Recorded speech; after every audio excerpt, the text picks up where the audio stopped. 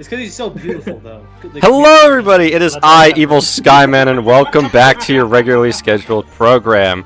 My players are currently talking over me because we had a bit of hate mail at the beginning of the session, which wasn't hate mail and then was immediately subverted by not hate mail. But it's fine now, my emotions are in check, and I'm totally not going to put a meteor on Bo this session.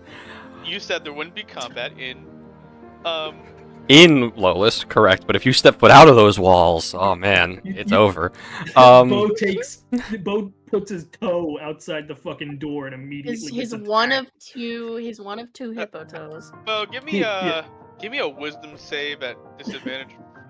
He gets attacked by a Rathalos from fucking Monster Hunter. Not even the right game, just it. I told you. Yeah, let me 10 look at your... Tiamat descending from the sky. Let's see. Let's see your So player sheet, Bo. Oh, sorry, intelligence save. Intelligence save. we're gonna go ahead and get started here, though. I have no announcements. Next session should be on September 4th, so I'm looking forward to it. I hope the rest of you are too. But for now, we're all back here, and if you want to help out the channel, please follow us on our social medias of Instagram and X. So look for us there. You'll get an announcement every time we have a new session. Other than that, please like and share the stream with everybody you know, because smash that fucking subscribe button if you haven't. Yes, please do that. If you like whimsy, if you don't, Yeah. I don't want you watching our stuff anyways. Make sure. Yeah, you're anti-whimsy if you're not subscribed. Yep. My player, I could not have said it better myself. So, I'm going to quickly move something on the keyboard. Here we are. So, without further ado, I am... You see, I was in a good mood, but then I got hit by the hate mail.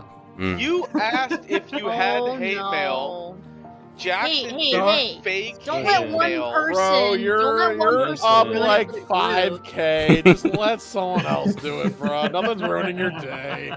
No, I got a $3,000 card. Let's not announce that on the internet for a bunch of people. Anyways, so, without further ado. Address is... Alrighty. Chat right now, You see, I don't even have to put this to a vote. I don't have to, because I know it's going to be unanimous, because if I say, let's vote on if Owen does the session recap for this week, even though it's not his week. You don't know that. You don't know that. Okay. Maybe we'll surprise you. Oh, okay, let's put it to a vote then. Sorry, you're right. It's going to be 6 people voting yes, and then Ryan voting no, because he just really wants to say the words. Let's see here. If you guys surprise me and it's not unanimous, maybe I'll give an extra reward. Please, Garrett, what would you like? Would you like Owen to do the recap, or would you like me to roll that die? It's like pulling up to McDonald's during like the Travis Scott meal, where you just say, you know what I want. You see, I need to hear you say it, though. Because otherwise I'm going to assume. God. I would like for Owen to please do it if you would want to. Thank you. Okay. Rom General, what do you got? What's Why am I next? I'm not Because- next alphabetically. I'm looking at the lineup on the stream right now, not at Discord. Oh shit. I didn't for me, expect it to get to me this James. early. Yeah, this is so nerve-wracking. I'm sorry, Ray. You have to think about it. Well, see if he rolls the dice. This Don't affects forget what Garrett was Garrett. saying in Bexley, Motherfucker. okay? Since it. when have you ever wanted that? Listen, to be honest, statistically speaking, I'm safe either way. Because Rom General was not present last session. Rom General's Yeah, totally safe. so I can just sow discourse for the sake of doing it. So there's one Yes, thing yes, about me. yes. I'm gonna get real close to the mic real quick, and I just need to know something. I've had a bad day. I really don't want it to get worse. All right, I really need you to not do this for me. All right, I'm How hard? I'm really pleading here. How Here, hard I on a gotta- scale of 1 to 10 would you crash out if I did it? How many boba are we offering? I'm gonna say Yeah, a pay me a 1 boba.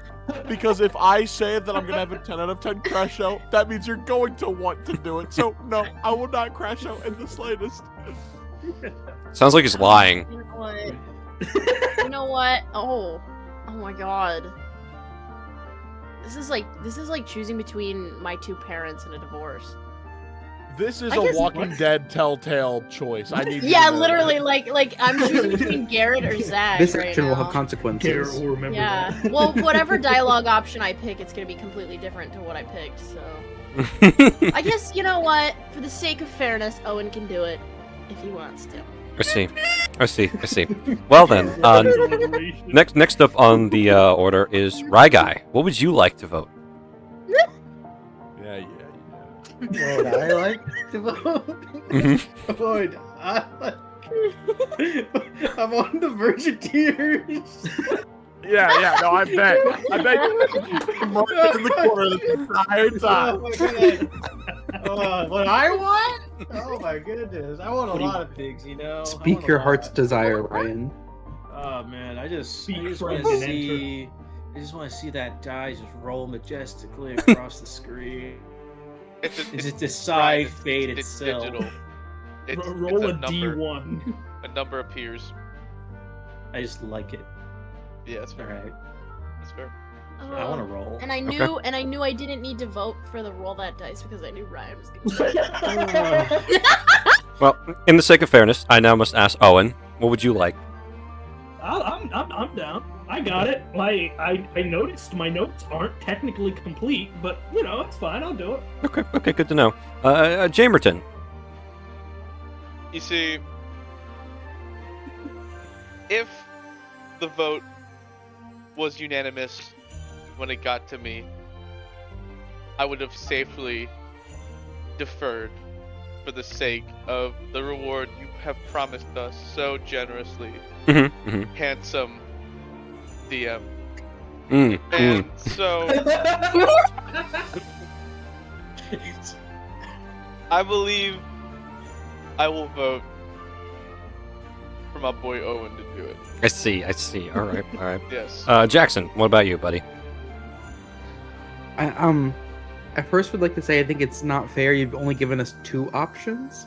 I think Oh, the third option of just Garrett doing it should also be on the ballot. What? Specifically Garrett. We Yep. can specifically nominate Owen. I feel like we should be able to specifically nominate Garrett. Was This that- is not Is this not the Survivor? We see, can't is be this the nominating write-in? Lost Is this the Island. write-in on your voting ballot? Oh my Yeah, god. this feels like This motherfucker is writing it in, making his little bubble, just bubbling that shit in. I love it. I This is fucking love quite it so much. the stray for Garrett here. I didn't know this was an option. I Exactly, You know, it should be an option. If you would like it to be, go ahead. Okay, I vote Garrett. I sense a John Wilkes Booth just somewhere behind me, and that John Wilkes Booth is Jack. You know, it's honestly really funny. Go for the Glock or the Uzi. Jesus Christ. Holy Dude. shit! Oh my You stand God. no chance. He's gonna hold the trigger. Jackson, He's just gonna hold that trigger until it's empty.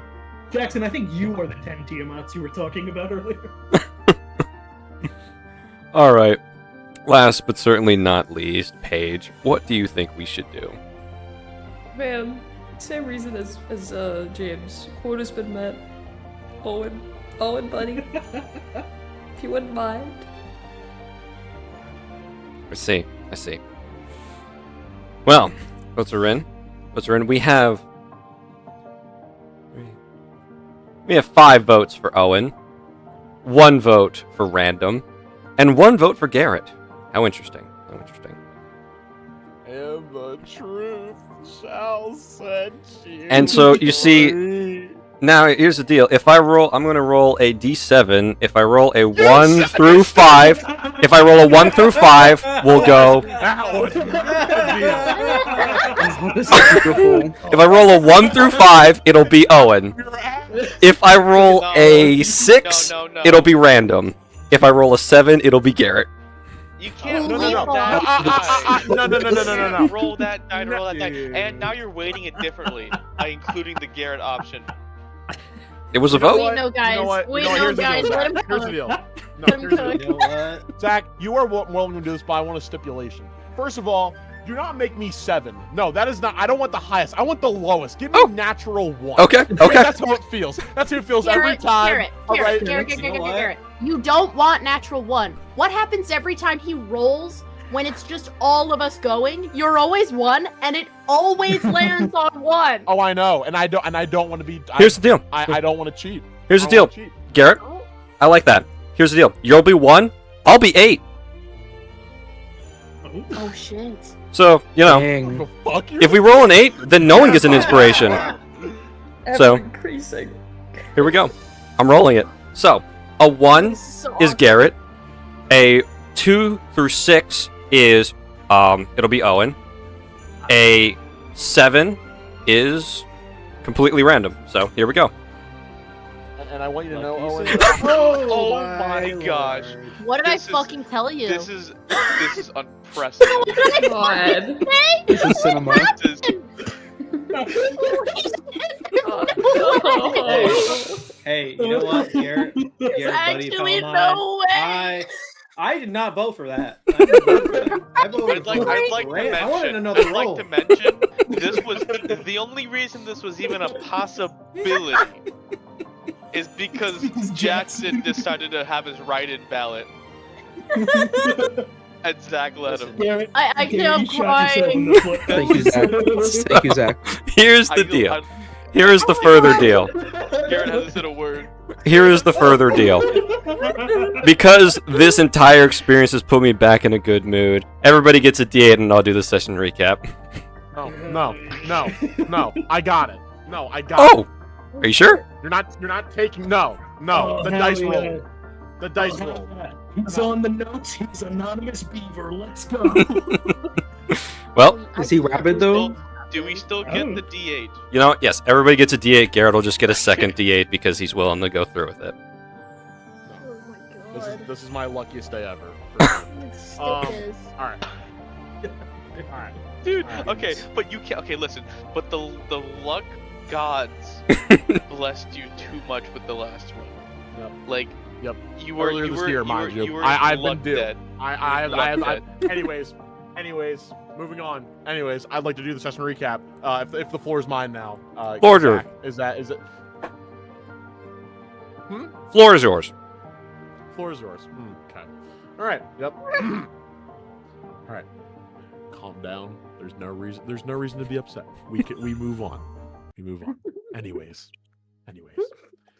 So, we all awaken. Is this even the right note? Yes, it is. Sorry. Bo is the first one to awaken on this beautiful morning. And he ends up running into Father Norman down within the common area. And it appears that he has some sort of business to attend to with Oryx. Said business is not great, but not bad. TLDR. This sickness, quote unquote, that Oryx has been inflicted with is not exactly killing him, but kind of the opposite in terms of helping him. It's changing him in a way.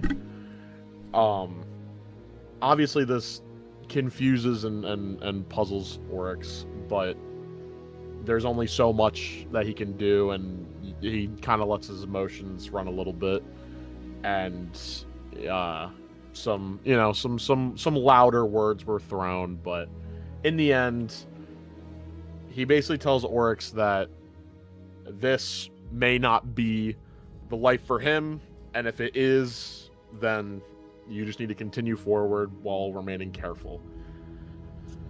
So, with that, everybody meets up eventually for some breakfast, and I think we also do some of our little tasks and whatnot that we're working towards.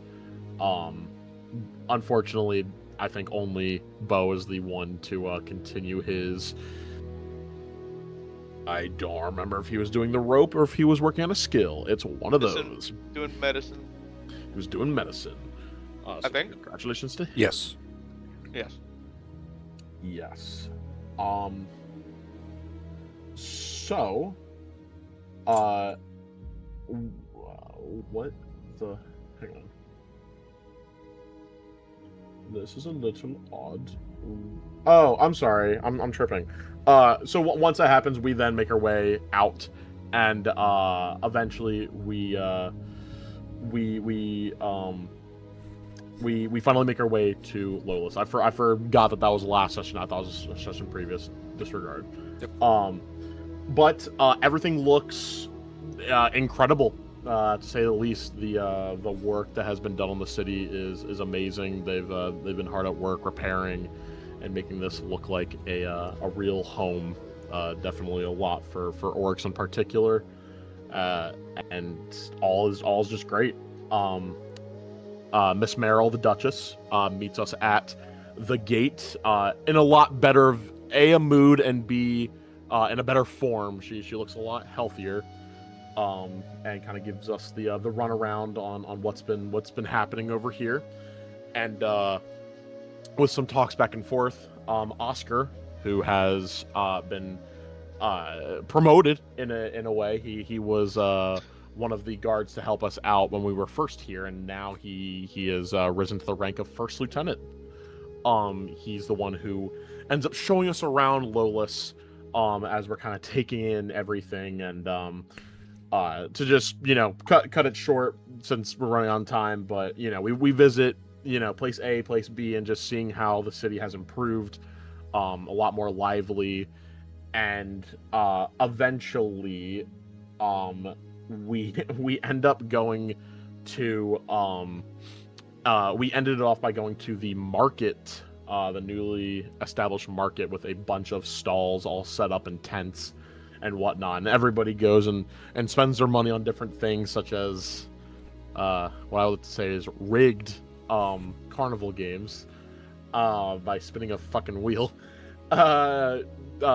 checking over some tattoo art, upgrading some of our magic items, as well as may or may not of making deals with devils. You know how the saying goes. But eventually, I think we just wrap it up with everybody going to do more of those kinds of things, and all around, it was a pretty nice session. Thank you. Go ahead and take your additional D8 on top of the D8 everybody else earned. I will be doing that. Thank you very much. Of course. So, we return back to the market street of Lolis, as all these vendors have aligned and they have placed themselves in the position to stimulate Lolis's economy back to what it once was, as this used to be a trading hub between the Kingdom of Yovia and the now fallen Kingdom of Uragon. And of course, this place has a lot more to offer now that it is a completely corruptor-free zone thanks to all of your efforts. Therefore, it is a very, very safe place to do business of any kind. That being said, at the current moment, all of you are where you were last session. So at this current moment, is there anything else anyone would like to do? I believe, did I post the... I will say in these notes, I don't know if we ended up doing so, but just so that those people don't get robbed of it, I do believe, did Dwell and Sagoon already go to the devil? Yes, he did. That at the... That was at the end. Yeah, they did. All right, I didn't want to rob anyone. All right, go ahead. Okay. So at the current moment, for any of you guys wanting to continue shopping, I'll remind you of the shops. There's the clothing shop, travel supplies, toolkits, tattoos, self-help devil contracts, spin the wheel, win a prize, magic item improvements, and yes, that's the extent of the markets that really stand out to you. If you're trying to buy mundane items like food, rations, rope, clothing scraps, or something along those lines, you just ask me, and I'll be happy to provide you what a merchant on this area would be selling it for. So I'll go down the list. This time I will utilize our Discord lineup. Oryx, is there anything left for you to do here? Literally just walked away. He said he was going to be right back. Yep, okay, never mind. Oh, and he's back. Oryx, is there anything you want to be doing remaining in the shopping district? I I'm sorry. I just got back. Did you say my name? Yes, I did. Is there anything else you would like to do in the shopping district? Um. And if you need a run, if you weren't here when I gave the rerun through of all the No, shops. I'm sorry. I typed in the chat. Yeah, sorry. I was on the call. I did not see that. Basically, there's a clothing shop, travel supplies, toolkits, tattoos, self-help, devil contracts, spin the wheel, win a prize, and magic item improvements. So, if there's any of those you want, or if there's another specific like material or tool you were looking to purchase or food, I can provide you a price if that is something that would be sold here. I think I'm good. I think I've done everything that I wanted to do. Fantastic. Okay. Next up, we have Bo. Is there anything else you would like to do? No, I'm good. Excellent. Excellent. Then we have Dwell. Anything else you would like? No. Alrighty. Lorelai, how about you? You actually weren't here last time. Where So- the hell was I? Lorelai, at this point in time, you were kind of like fell asleep in the car, and nobody else could wake you. So you were guided by one of the Lolis City guards to where your group is currently. So you would be arriving right now. So if you need some time to think about what shop you would like to go to, if at all, I can come back to you. Yeah, I think I know what I want to do, but circle back to me because I'm not 100% sure. Okay, alrighty then. Then we'll go down to Sagoon. After your conversation with Tharza, is there anything else you would like to be doing here in the market? Sagoon is very stupid, and he wants to make sure that the deal works, so he would like to try and spin the wheel. Okay. Okay, so what did he exactly take? He basically said that there will be that Sagoon will be taking psychic damage every time he attempts to gamble. It will only happen the one time, so it's basically just like... What does he gain from this? That he gains what he desires, the stipulation, hey, don't gamble. What? He's just causing pain to himself to try to stop himself from gambling. Mhm. Okay, he asked. Forcibly It's like a rubber punishing band. himself. He asked to no longer gamble. Yes. Yeah. Wow, that's crazy. Okay. So you're going over to try and spin the wheel?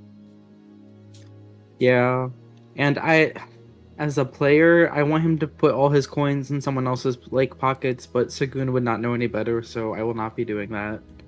I respect it. So, you guys, Ariax and Oryx, you are too slow to stop Sagoon from walking over and handing the little man, the little gnome individual, what is it? As I believe I said, trying to remember how much money it is. I don't think it was a lot. Yeah, I think it was. It was. Yeah, I think it was 10 gold. Yeah, 10 gold to spin a wheel, win a prize. Oh, damn. So, I don't. no. I don't think. I don't think thought it it was was 10. less. I don't think it was 10. Was it- Yeah. Was it 5? I would've No, said- I thought it was more. That's what I thought it was a little bit more too. Let me check the notes. Somebody See if check the we wrote it down. VOD. I think it was 1 silver. No. You know what? I am willing to check It was the like VOD for 20. this. I think it was like 20 or 25. I want to say. I'm willing to check because I. But I don't want to cheat the costs. So wait a minute. Hold on a second. Did I write it? Maybe I wrote it down. No, I did not. Flippin' dumbass. Okay. Wait, hold on. I mean, you guys all know what it is. You guys know what your potential options are. So, what we're seeing... Yeah, it was towards the end of the session, Ryan. Alright, we will cycle back to that while Ryan's looking at that, and Ryan will skip over you and come back to you. Marl, is there anything else you're doing in the market? No. Okay. Alrighty then. Then, while Ryan is looking at the VOD, Lorelai, have you decided what you're doing at the market, if anything at all? First of all, where the fuck are my people? Well, unfortunately, there's no Fey folk here, if that's what you're asking. No. No, Zach, us. I know. These people, my I'm- people. I I'm don't being think that's, sarcastic. So essentially, you walk into the market, you see Marl standing in front of a tent with a shady-looking Dragonborn figure inside. You see Dwell and Bo speaking with what you can only describe as, that's not a tiefling, that's clearly something from the Hells, that's probably a devil. And you just get this, this inkling in the back of your head that Sagoon might be attempting to gamble.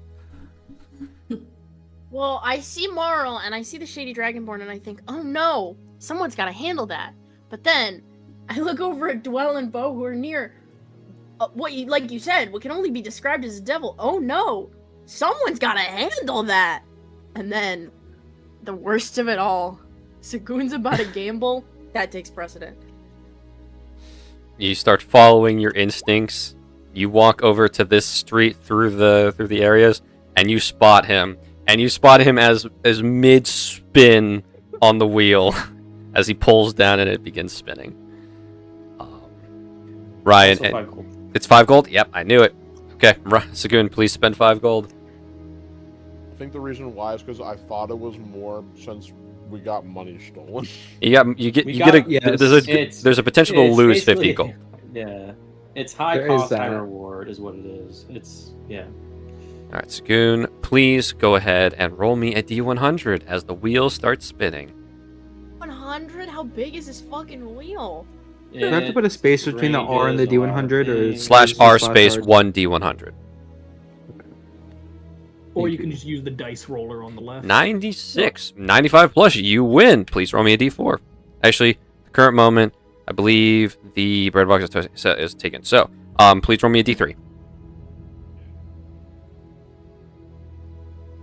1. Congratulations, you have won a free cake voucher. The little gnome man in the top hat hands it to you, and he's like, well, it's hard to see this go. It's going to be difficult to find something to fill my cravings for dessert, but fair's fair. And he hands you a blue and green ticket with a little thumbprint on it. Simply press that thumbprint once a day, think of a flavor of cake, and one will appear in front of you. What? Thank you. Okay, Sagoon has quit gambling, but he now has a new vice, diabetes. And because you gambled, Sagoon, you immediately take... Wait. I thought it's if he attempts to gamble. I know, I forgot to roll. 19 psychic damage. Oh god! As Oryx, Ariax, and Lorelei, you watch Sagoon spin it, and as soon as his hand leaves the wheel as it starts spinning, you just watch him, like, keel over in pain, clutching his head as Sagoon. You feel like someone just stuck a taser right into your brain. Oh my god! Lord. It's only for a second, but it was agonizing. Okay, so it does work. No shit! What? Are you? What works? What are Okay. you talking about? I don't Um, know. I think that's blood out your nose and your. What's going on? Okay.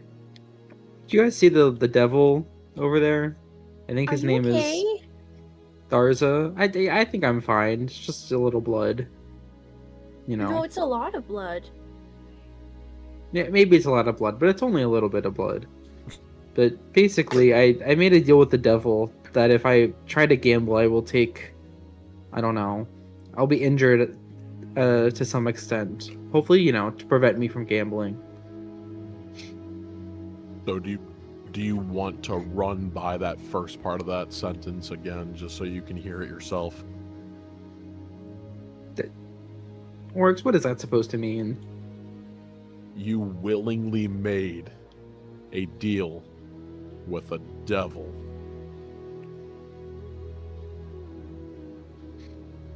You know, like, people, like, say things about that, right? Like, except there's a word in front of that. It's don't. D-O-N-T, like, do not.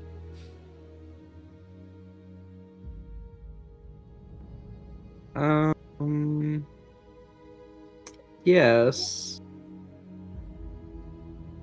And but you did easy so. solution. to problem? I just got here, and you're making deals with devils? That one deal, not deals. I would like that to be very clear. Right, because the quantity is what matters here. You're bleeding. I like I said, it's not that much blood. I should, I'm fine. Come I here. kind of got a headache, but it's good. Come here. Let me do my magic.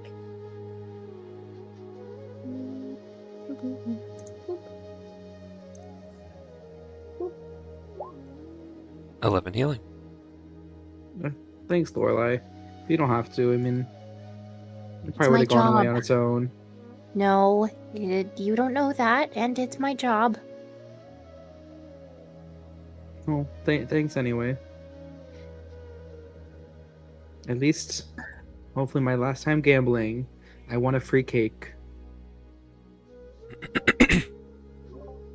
Oh, I'm sorry. You think there's a limit? No, you can use that every day. Oh, every day. Once a day. Lorelai, we can have cake every day, and it can be a lemon cake. Lemon cake every day? Mm-hmm. A lemon poppy seed sponge cake. Wait, how'd you get that?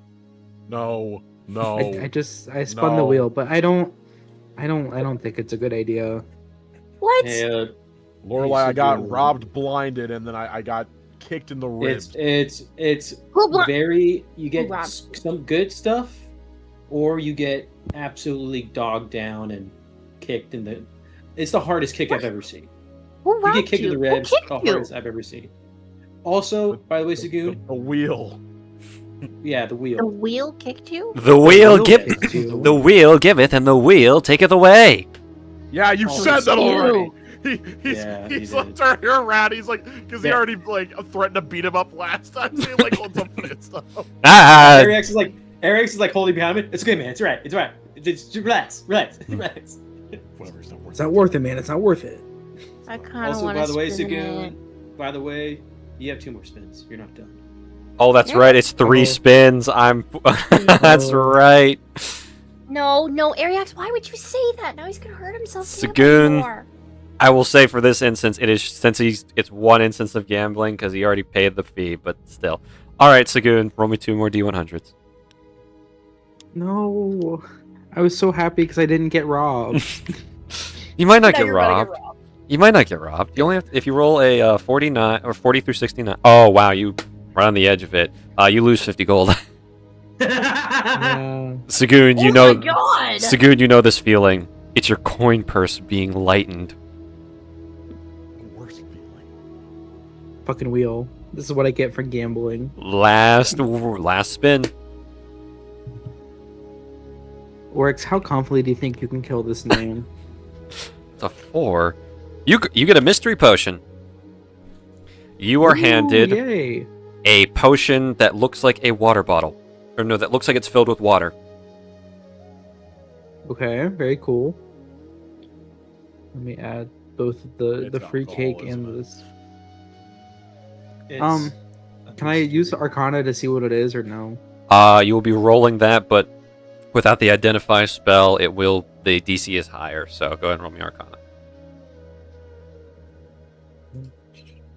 Ability? No, I want skills.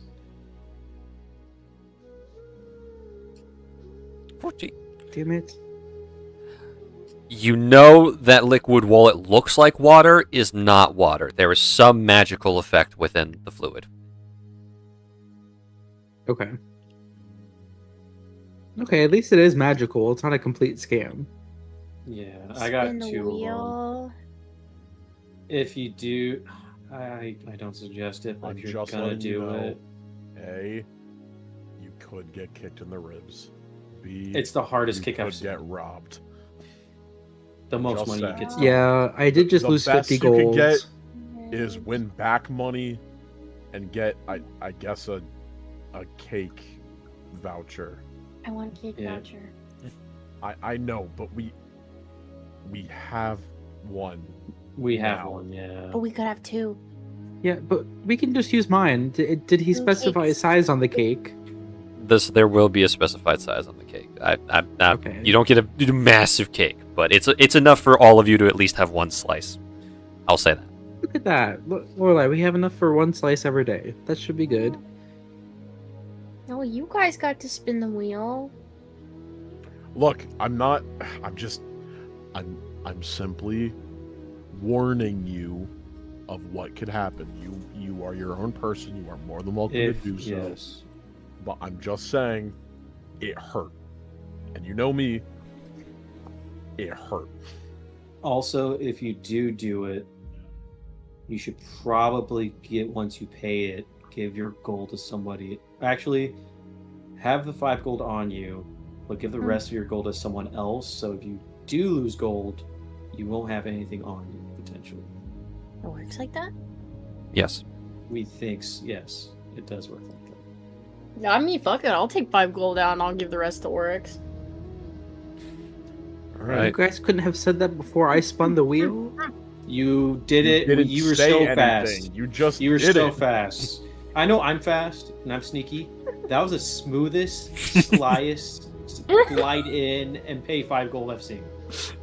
Sugoon like Just tell me, walked up. If we tried to stop you by doing an act that would require gambling, do you think that you would just hear us out and listen?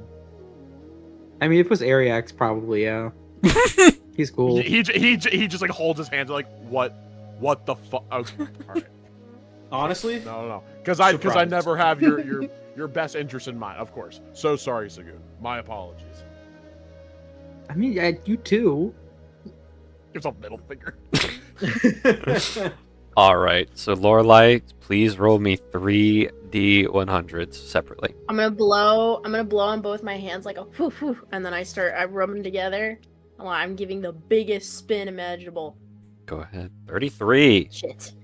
On a result of a 10 through a 39, you gain 150 gold. Oh yeah. I'm Lorelai. giving it to Oryx before I spin again. Wise decision. Alrighty. Okay. 2 more spins. 70. A swift kick in the ribs! Shit. So Lorelai, Oryx, and Ariax. No, Oryx and Ariax, you've seen it before. I think you both have felt it before.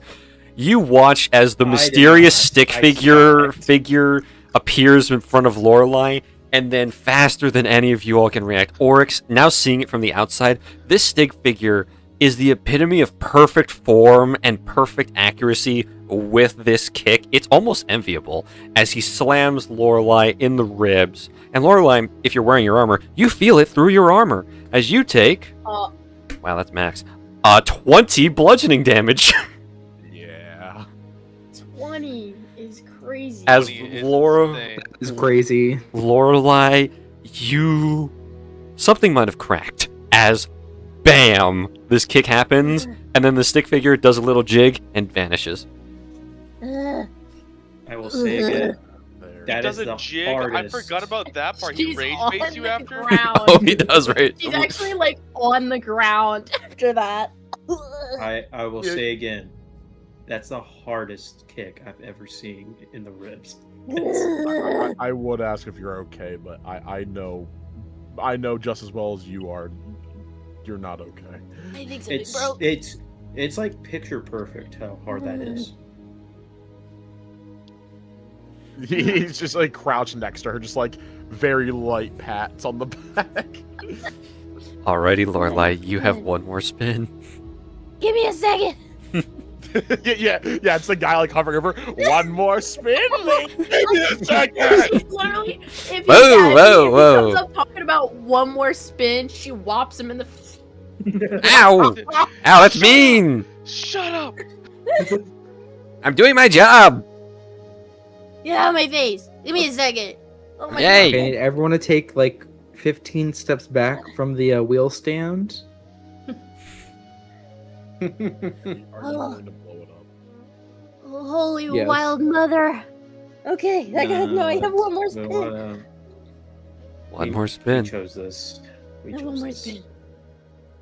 Last D100. Ugh. 16. gain 150 gold. Oh my god. It was worth it. Okay, you got That's my teammate. As 2 out of 3. So As- proud. you know, for 20 damage, gaining 300 gold, I think that's fair. Was it 300? Yeah, because you earned 150 twice. Oh, 150 Yeah, twice. so you got 300. Oh yeah. Lorelai, you're 300 gold richer, and wow, that really still hurts. That's gonna hurt for a while. For the first time that any of you have ever seen, you didn't even know Lorelai knew this gesture. Where did she learn it from? She flips off the shopper, like the guy who's running the wheel, and she's like holding her ribs with her other hand. Oh, the wheel giveth and the wheel taketh away. I have no say in the matter.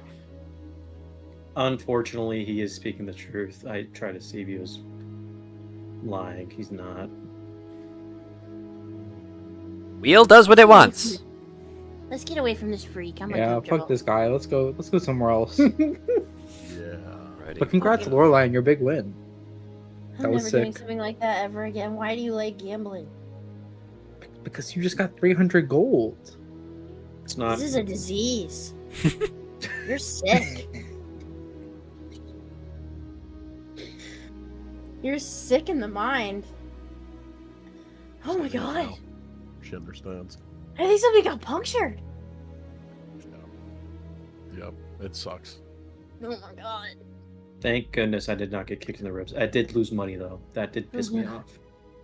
That's even worse. I wanna go see what that devil situation's about. Okay. I would All not. right. Before you go, I like. Okay. This was one thing, but you do not just don't do a Sagoon. Please don't do a Sagoon. Okay.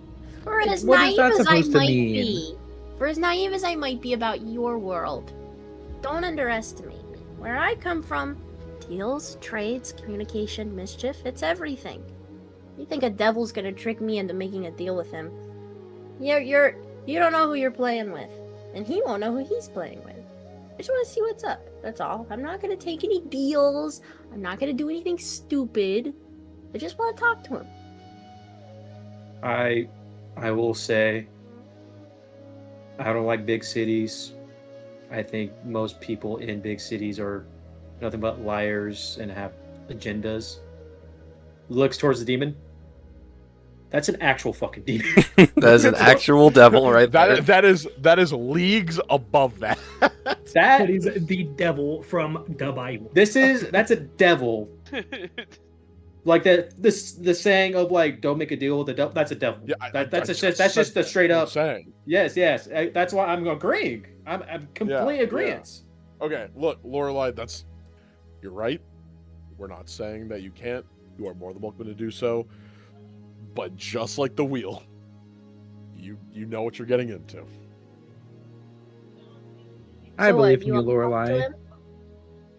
You want If you what? wanna- Sorry? If you, You guys talk to him? Absolutely not. I've got no reason to. no. Cowards. Then how do you I know what believe he's you, like? Laura. Oh, I'm sorry. Do you want a perpetual headache for your problem that you have to quote unquote solve? Yeah, Sagoon, that was kind of stupid.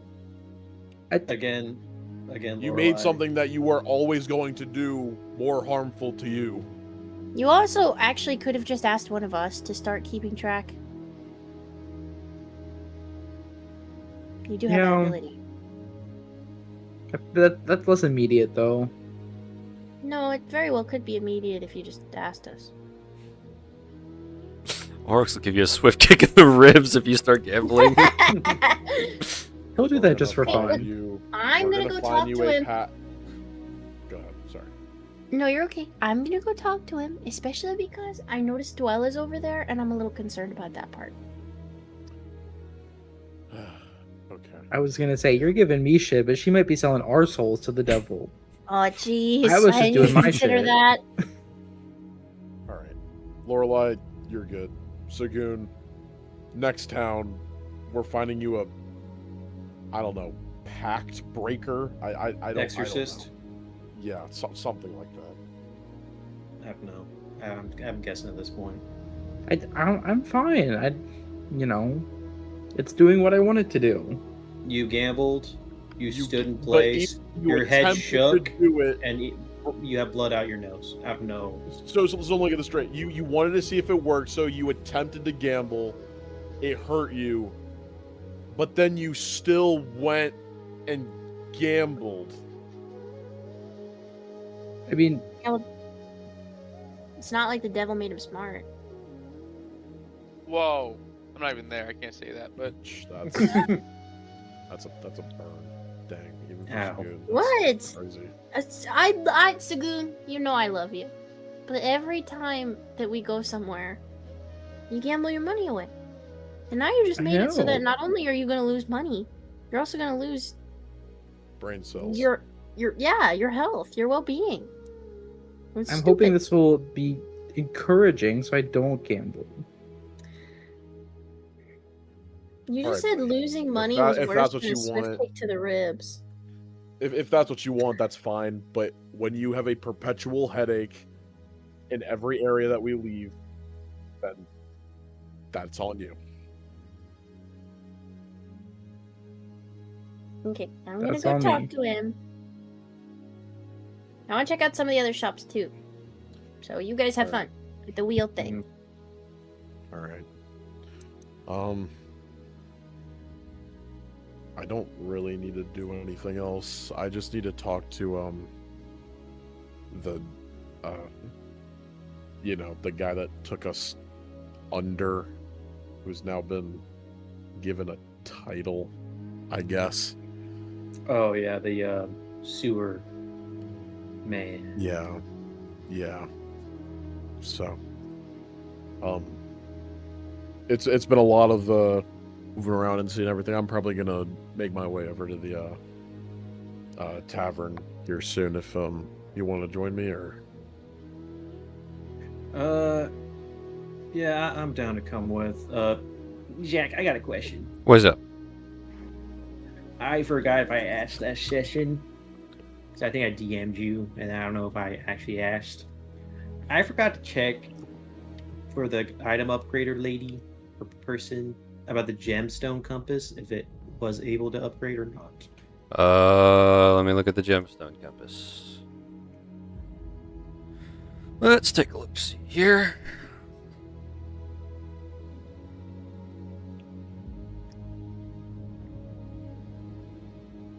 Inventory. I don't know if I put the details in it. Let me see. Gemstone Or compass. if You did. Oh, Okay. yeah, I think you did too. hey Gok, What up? if I'm heading over to the tavern, may I use the restroom? Yes, you may. Cool, I'll be right back. It's like color compass with green. No more. Like the most expensive merchant. No, there's not really anything to properly upgrade it. I'll say that. That's fine. I'll just head with the orcs to the tavern. Alrighty. While you guys are exiting, you guys pass Marl, and do you ask him if he wants to go with you guys, or what's up? Hey, Marl, me and orcs are heading over to the tavern since we're kind of done shopping and whatnot. You want to come with, or you want to stay with these guys to, follow us afterwards?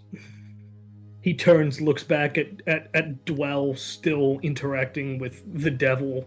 Bo just kind of standing off to the side, exasperated, and Lorelei storming over. I think they've got it handled over here. Alrighty. So the three of you will be heading to the tavern. Back over, Dwell, around now is when you would finish up your conversation with Tharsa. You did say that you're not going to make a deal with him. He did make you some offers, but you declined them all. And at this point in time, Lorelei, you would walk over as the conversation finished up. I'm just looking over his booth. When Yeah. when Lorelei approaches, you see Bo behind Dwell, kind of looking stern with his arms crossed and definitely listening into the conversation. Kind of, you know, eyeing down Tharza and taking everything he's saying with a grain of salt. More so just making sure Dwell doesn't get into anything. Not that he thinks she will, but you know, he knows how this goes, and he's not a big fan of these types of people. I'm just gonna sidle on up next to Bo. Hi. Woke up? Mm-hmm. Yeah. You hear about Sagoon? Yeah. He just did it. Apparently his deal worked. I just won 300 gold from the wheel, though. Hey, I also made some profits. Did you? Oh man, did you get the kick? Yeah, I got the kick. Oh my gosh. It still hurts. Insane power from that stick figure.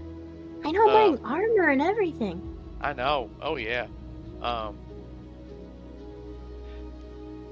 Anyway, yeah, this guy. He actually seems legit. Doesn't really seem that mean-spirited, but it doesn't. It's still not gonna make me trust him anymore. They're all the same. Jill didn't do anything stupid, did she? No, she's fine. Oh, good. Yeah. She's shown a lot of restraint, actually. I think maybe one shade is enough. Probably. I kind of want to talk to him. Oh yeah? Call of curiosity? I'm sure you're pretty well acquainted with these. Mm-hmm. Kind of. Yeah. Yeah, they're kind of everywhere. Always find a way to worm their way in places. Trickster types are no strangers to the Feywild. I mostly have questions for him. Well, I mean, go crazy. He doesn't seem to be, forcing or anything. Just always offering, always preying on people's vices. Vices? I don't have those. I'll be fine. Yeah, sure. Go crazy. And we'll walk my happy ass over there. It appears I have another customer. Hello, young lady. How may I assist you today? Welcome to Hi. Devil Self-Help Contracts. Devil self-help contracts. Hi, Dwell. What are you looking to get help with? I don't know. What sort of services do you offer? Well, I simply aid people in improving their day-to-day lives. I provide them with the motivations necessary through minor sources of incentive to develop themselves towards their goals, aspirations, or simply just to break a bad habit here and there.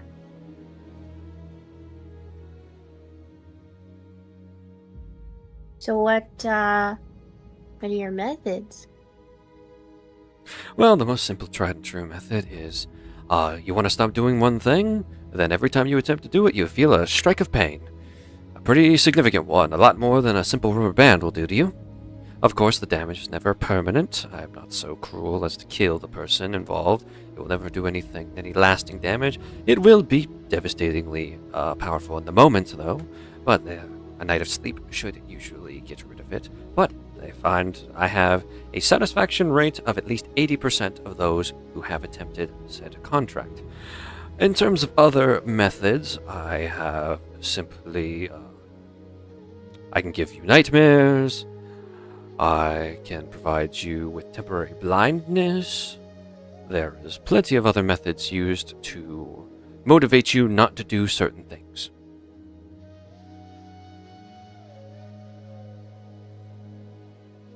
What's in it for you? As I explained to the fire genasi from before, as a devil, me and my kin can feed off of more than just an individual's soul, a more less finalizing option is pain. So, Simply the people I make contracts with, their pain fuels me. Damn. I have made an agreement with the Duchess of this city not to provide any contracts that offer somebody's soul on the line, and I take my word very seriously. I will not ask for anybody's soul in any of my contracts.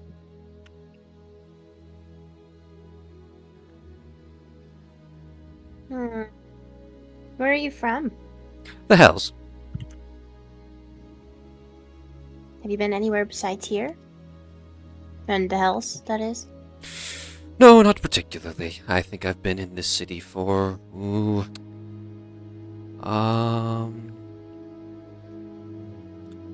20 years now? Yes, 20 years. How'd you get here? Well, initially, I was banished from the Hells for being too lazy. I was not meeting my supervisor's quotas in terms of soul collection or pain collection, in terms of sticking it to the gods and their divine ways. I simply saw no point in it, but unfortunately, I happen to like the Hells. It's where I keep all of my stuff. So I'm currently attempting to meet a very, very, very lofty quota of pain or souls acquired, and then they will let me back in. Obviously, I cannot take souls, as I have the agreement with the Duchess, among other things, so I am stuck using pain. And however, luckily, as this town has picked up a lot more in the past few weeks, I have been seeing a lot more people with vices who are simply eager to get rid of them, so I have created a business out of it. I have not left this city, unfortunately. There were circumstances up until a certain point a few weeks ago that prevented me from really roaming around as I pleased.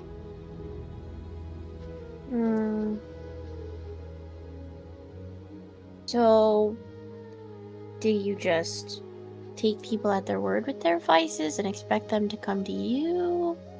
Do you know how to identify people's vices? I mean, really, it feels like a business strategy you could be capitalizing on more. Oh, most certainly. Simply, sometimes the contracts take nothing from me. I simply make them, and if they do well, it's great. Eventually, hopefully, for the person's sake, the contract runs out of usage because they never make their deal. They never do the action that would cause them the pain ever again, and that source becomes null and void. Unfortunate, but it is the type of business I'm working with, and in terms of that, I do not go about forcing people to make deals with me. They come to me with their vices, and there are plenty of mortals with vices in this world. So, I have no shortage of potential clients to work with, and I'm sure I will meet my endless quota in no time. She kind of narrows her eyes.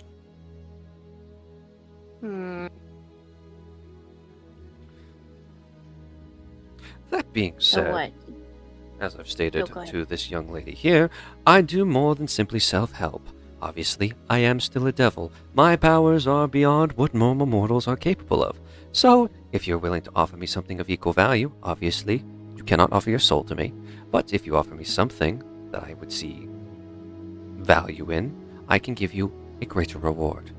Unfortunately, this young lady here has denied my offers, as unfortunately, there was one offer she presented to me, but it was beyond my power. Which was a very rare occurrence to happen. How far is beyond your power? I do not tamper with the business of archdevils and gods. Okay. But are you able to theoretically transport between realms? Well, I'm banned from the Hells. What if it wasn't the Hells? You're going to have to be a bit more specific then. There's several realms that exist. Okay. If you were to open a door, could you open a door to the Feywild? The Feywild, interesting.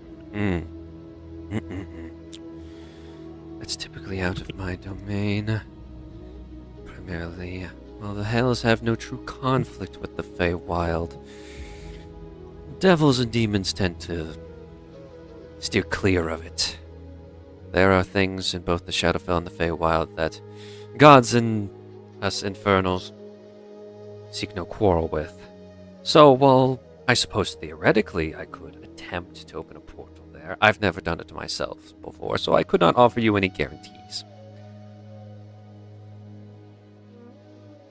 What if our contract was... What's the word?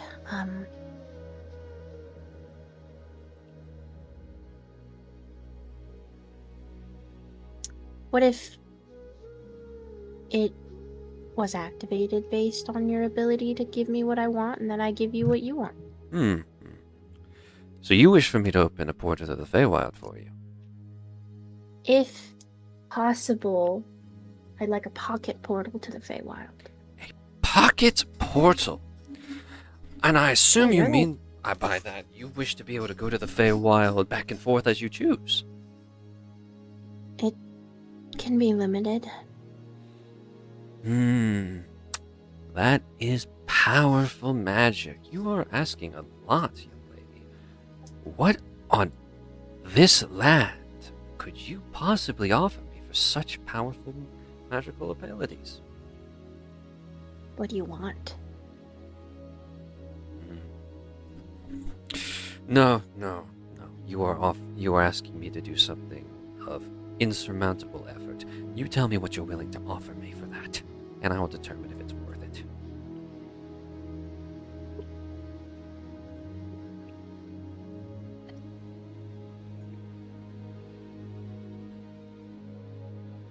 Can't give you my soul. You cannot, no. Even if you offered it, I could not accept it.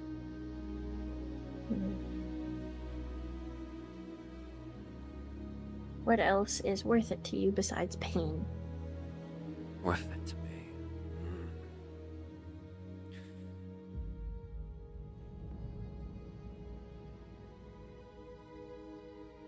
Besides your soul, your life, and your material possessions, what matters most to you?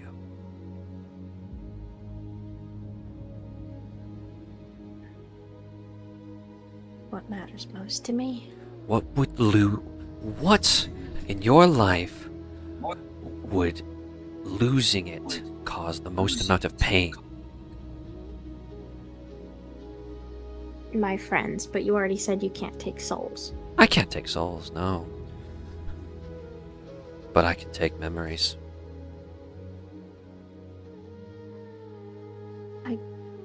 Memories? I can take experiences. Because, little known fact that not many people are privy to, when a soul dies and goes to hell, whether willing or unwilling, while the necessary life essence is transferred to the care of whatever demon their sin, demon or devil their sin most aligns with, or whoever they have a contract with, their memories and the essence of them are a delectable delicacy. We find the experiences of mortals living lives to the fullest.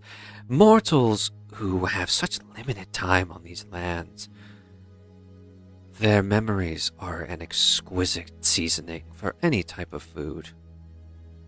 So, offer me the memories of your friends and your adventures with them, and I'll gladly begin immediate work on this pocket portal you ask for. Just know that as soon as I complete the task, you will never be able to regain those memories. They will be lost forever. You will not be able to recognize your friends. You will not know who they are. Anything related to them will be gone from your mind. I've been trying to hold my tongue, but Lorelai, you do not want to lose your memories. Such a precious thing. But everything has a price. especially shortcuts like this. I'll add something in addition, Lorelei. No offense, sir. I don't think he can do it. A challenge, challenging me, officer. I think he's gonna make you take the deal, do his best, which I'm sure is quite good, you know. But it won't exactly be what you asked for, and you lose us. Oh, you wound my integrity, officer. You must understand that she sets the stipulations, and if I cannot meet her requirements, then the deal does not go through. That is what she is offering me. So meaning, unless I meet her exact specifications that she can provide to me, she will not lose anything. And I'll have done all the effort for nothing. Of course, keep in mind, as this will be more of an open-ended contract, I will not be just taking memories from this point backwards. I'll be taking everything from the point of my completion of the project. So you will have nothing.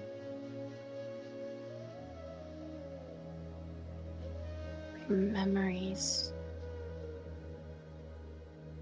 Or a chance to go home.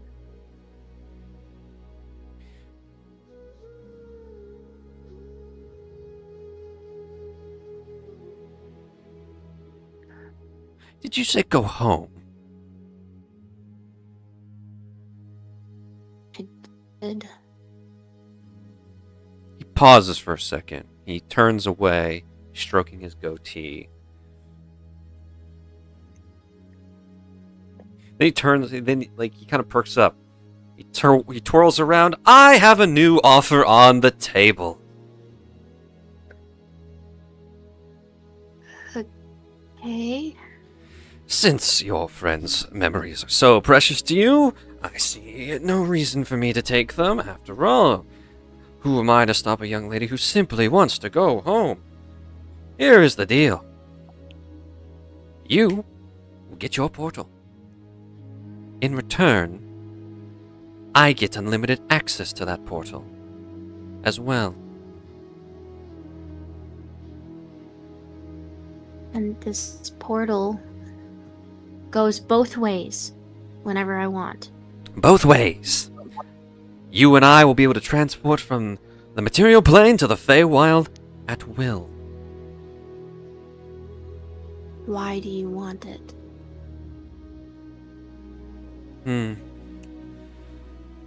As I stated, there are things in the Feywild and Shadowfell that we devils and even the Celestials simply do not want to fight with. But there are things in there that I want, and many, many others would do anything to get access to. Lorelei, I got something that might interest you, actually. I might actually help with this, in a way. Yeah. Mr. Devil, would you mind giving us a second? Of course, of course. There's no time limit on my deals, and he'll go into his tent. Alright, okay. So I've been holding on to this for a little bit. And correct me if I'm wrong, Zach, but I still have the golden acorn to contact the fellow because I turned down his offer, yes? Yeah, I mean, yeah, you still have it. He will plant it in the ground, and he will give it to you, and he will appear. I don't know how much value he'd put on this thing, but given that it's a contact to the Feywild, and it's information, all information that Devil might need, it might be worth something in this. You'd really do that? I have no use for it. I talked to him for a bit. I don't think either deal he offered me is worth it in the long run. Can try. Thank you. Yeah. I'm not using it. Okay. A counter offer. He comes back out. I'm listening. This. Do you show him the golden acorn? It's a contact from the Feywild. He looks at it and he turns his gaze down, the sly smirk still on his face, and he takes a second to process what he's looking at. His eyes go wide, the smirk fades, and he takes 2 steps back. Where did you get that? That's not important.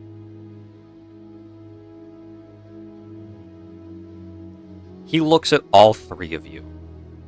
Really looks at you all.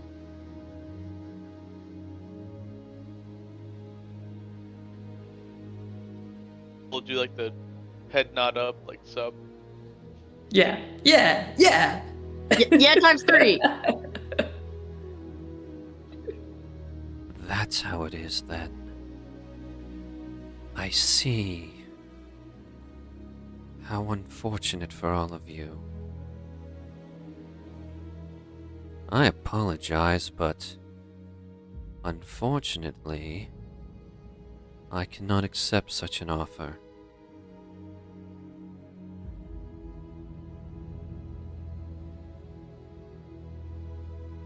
But I will say this.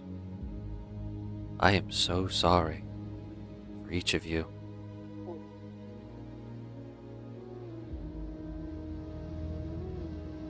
What?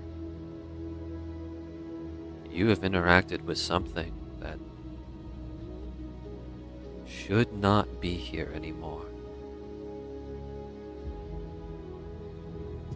And unfortunately, it's gained a foothold here now through each of you. Well, we'll slowly turn to Dwell. Narrow his eyes. Yeah, I am too. Well, now 2 things you got a hold of me. Oh, no. I see it now. And I'm shocked the Fey folk can't. Huh?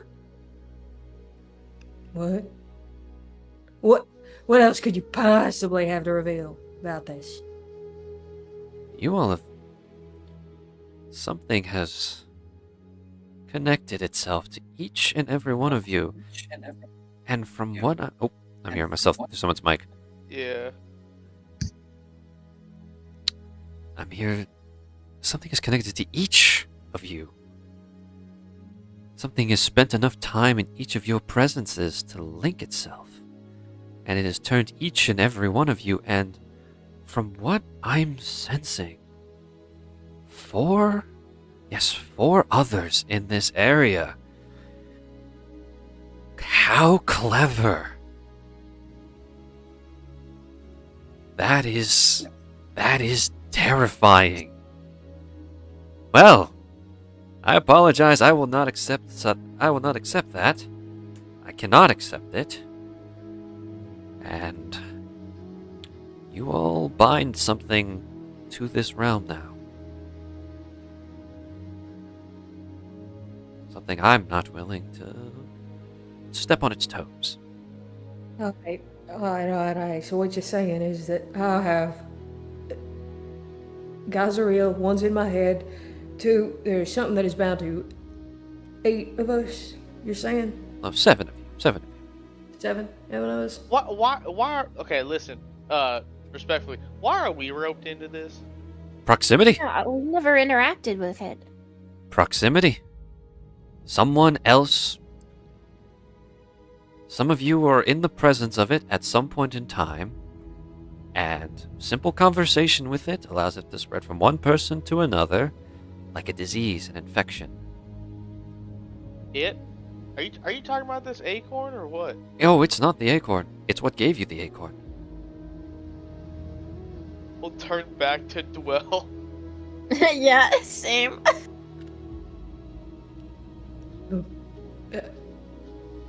Hey, listen, I got it off Oryx.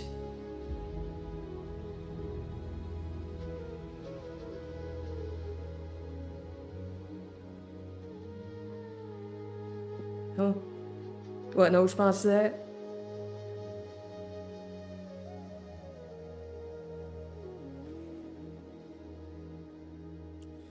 How long have you had this thing? The acorn? I've been holding on to it for a good few towns now, I think.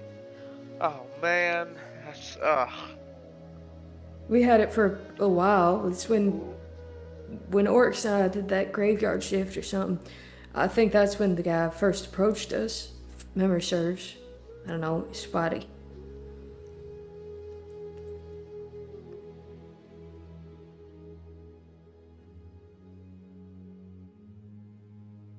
well. We just got a magical parasite, and we've had it this whole time. Apparently, I got two. Two, great. Great.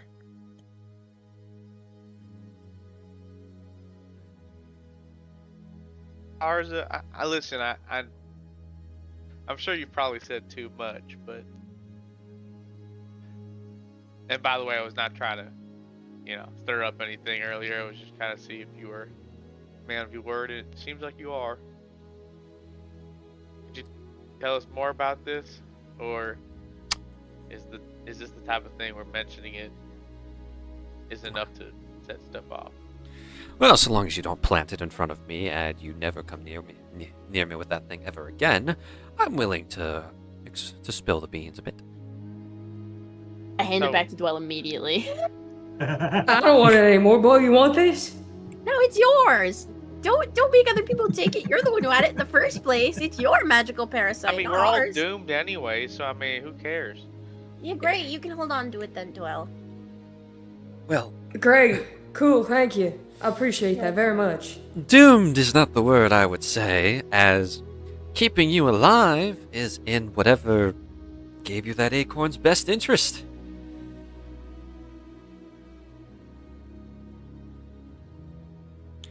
As I've stated, whatever gave you that acorn has used all of you as anchor points to the material plane.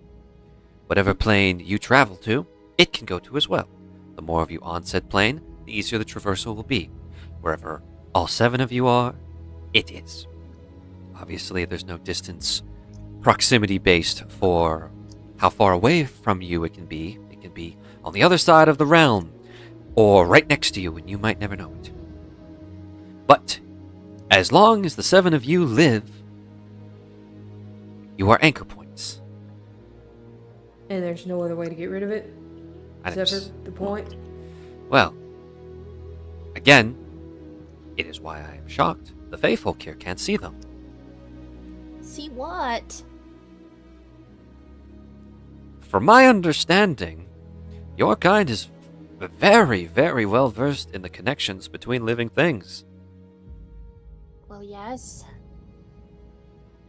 Are you telling me you lack the ability to perceive said connections? Well,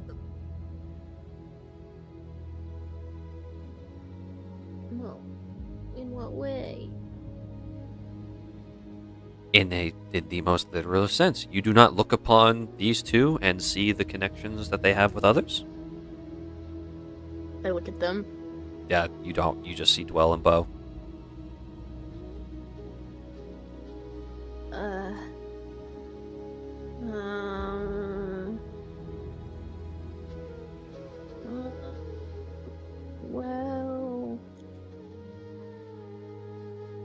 Well, I totally do see it. Just explain to me what I'm supposed to be seeing so that I know that you know what you're talking about.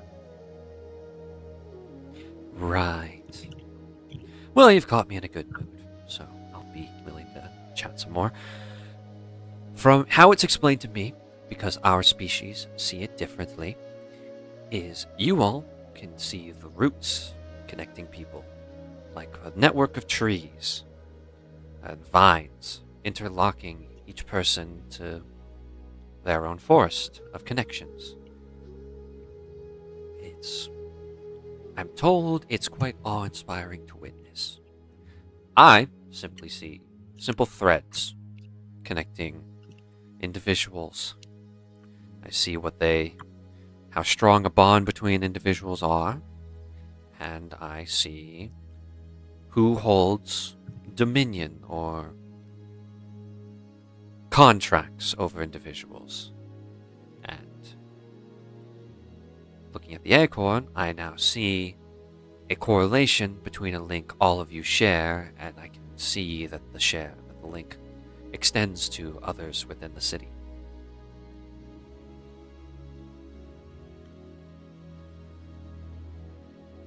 Can you see what it goes to, aside from us? No, I know. Unfortunately, it's a literal line of sight type of vision. I can see that there are four other individuals in the city that you all are binded to in this way, and I can see that you have positive connections to as well, but I see the connecting lines all going off in some direction. He kind of like looks around, looks up. They seem to go up and then somewhere beyond my field of view.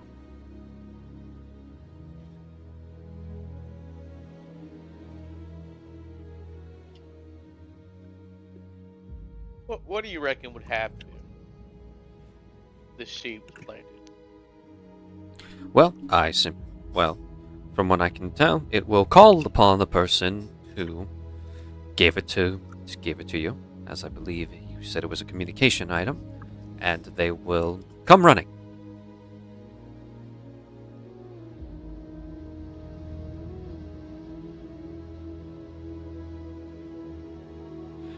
Ugh.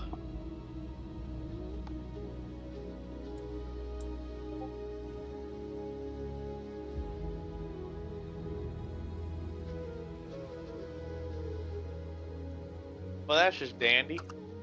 Well,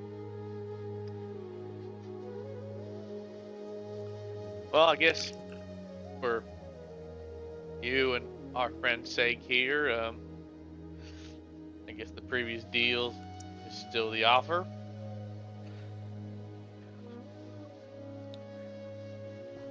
He will turn to Lorelei.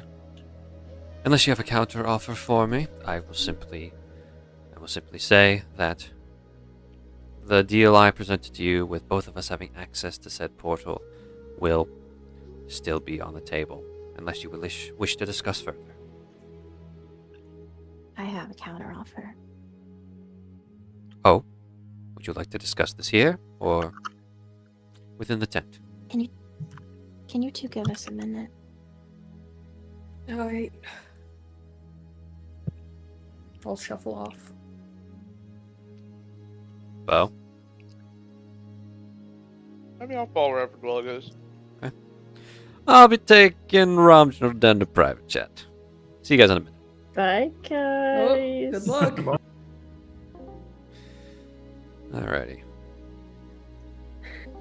Hello. Well then, Hello. what are you offering me? I want my portal. In exchange, are you able to see a creature's projected lifespan? I am. Mine is far, isn't it? Let me look at something real quick.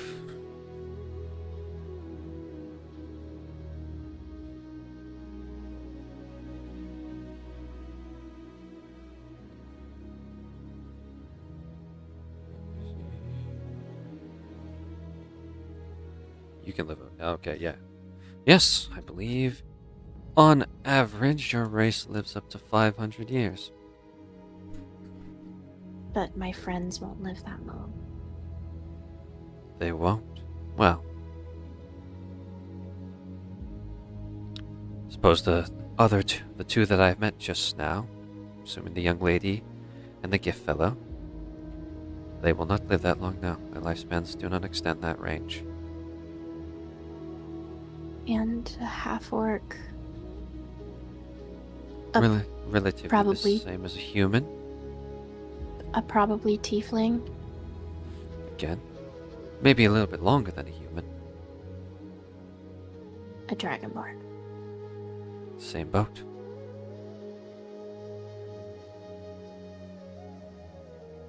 than a Triton. Again, only slightly longer than a human. You give me my portal. I give you years of my life. Let me live their lifespan. You wished for me to reduce your lifespan to no more than 110 years.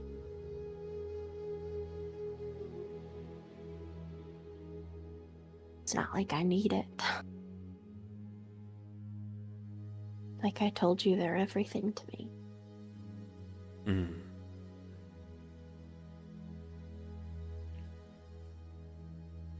Nearly 400 years of a lifespan.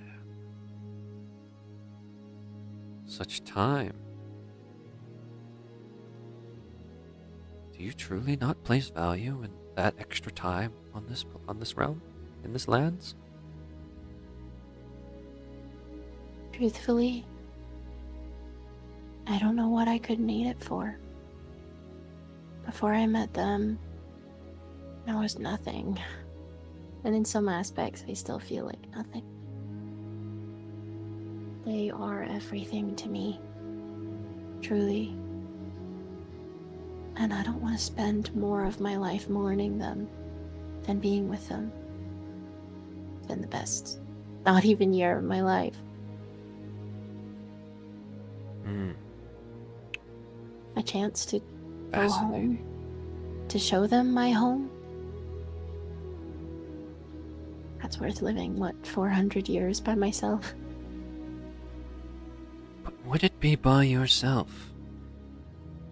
Think of the good you could do for others. The benefit of living so long, the wisdom that comes with that years. Would the world not be a better place? Was someone willing to sacrifice so much?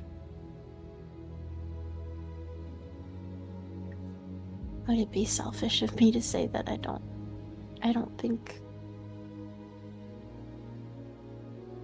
the world needs someone like me.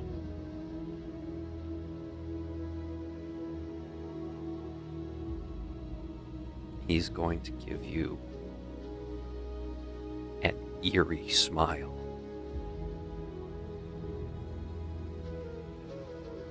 I want you to remember those words when the time comes. And I want you to remember this deal. Because there's no going back. Once those years are mine, they are mine. I will not return them. I will give everything in my power and beyond to make you your portal back and forth between the Feywild and here whenever you wish. And if you can't make the portal, the deal's off. Indeed. That is the only condition that the deal will be off in. If I fail my end of the bargain. You shake my hand here, you sign this contract, you can't back out. One stipulation. Oh? If you die before me, the deal is off.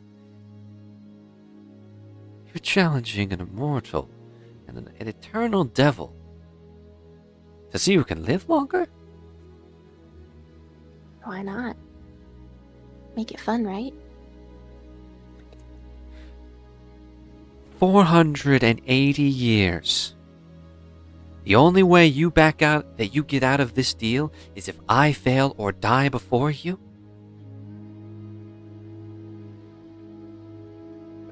This doesn't seem... What, you got it? This seems very unfair. You got anything else? Just remember, this deal is set in stone. You are stuck with it. And it's on my whim and my effort and my life that it remains, my eternal life. I see no drawbacks to this. So, I will accept this offer. 480 years off of your lifespan. In return, I will craft a runestone that will permit you to open a portal to and from the Feywild on a whim, whenever you wish.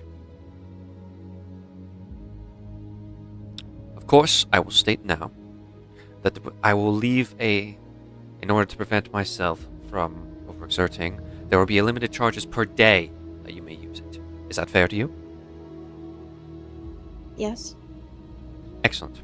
So, in the end, I will have no access to this portal. You will be the only one to use it. You are not able to call off this deal unless I die or I admit that I am unable to complete my end of the bargain. Is that clear? Yes. Wonderful.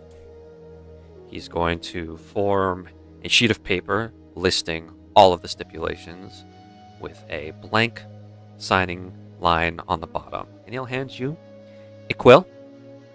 Please sign here.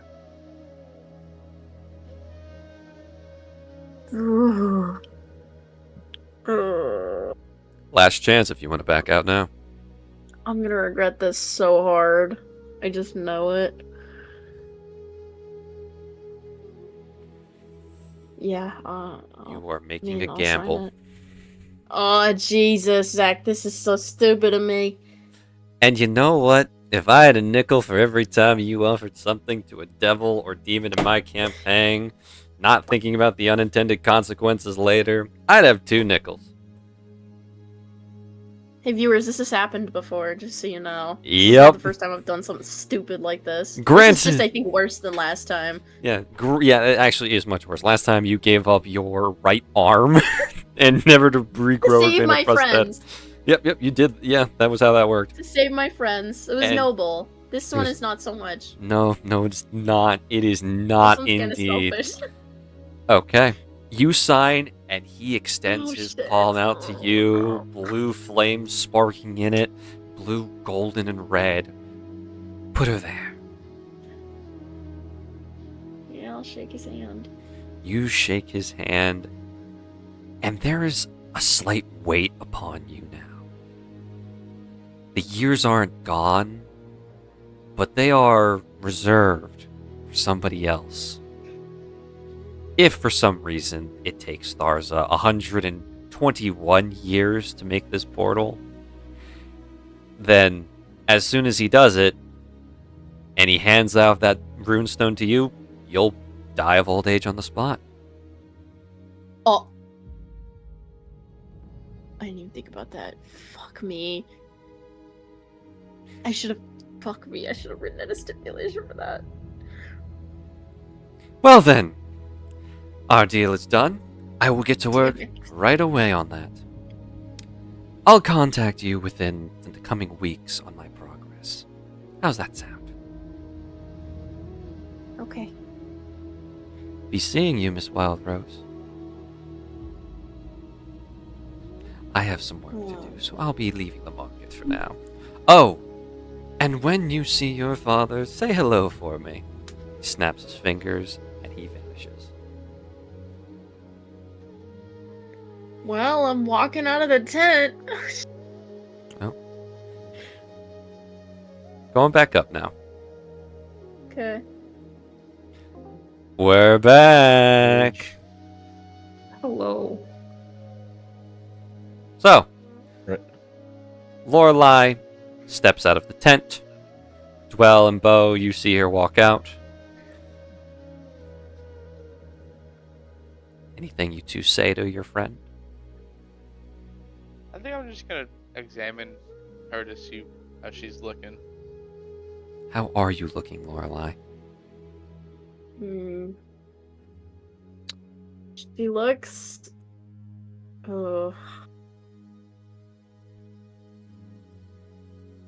almost a little guilty. It's almost when like a kid does something bad and they know they fucked up and they're trying to hide it, but they're doing it very poorly.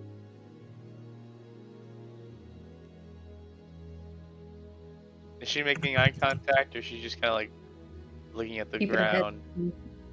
She's looking off to the side. So, what happened? We spoke. Can I ask what about? The deal. What it ended up being? Nothing. He didn't like my counteroffer. Insight? Lorelai, you GM roll me the stat I'm about to tell you to GM roll me. Okay. So make sure you set your thing to whisper, and Bo, you may roll me insight.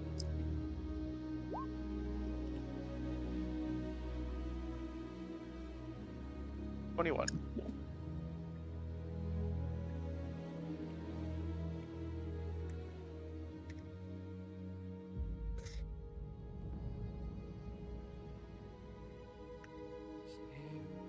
Okay. Oof. Lorelai, I'm sure you know the result of this. Would you like to describe what it looks like to Bo as you stand there speaking to him? Bo, you're a cop. You're trained. Yep. Safe to say you've been in interrogations before, yes? Yes. Okay. So, from living with Lorelai long enough, I'm sure tells are obvious, right? Her fingers are twitching as she's talking. She's looking off to the side. She's not really making eye contact. She can't really seem to sit still.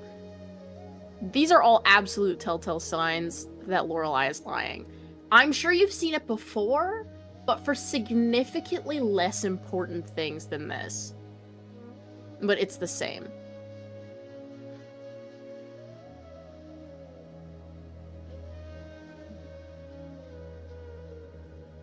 Well, that's great to hear. Yeah, making deals with those guys is bad news. Yeah.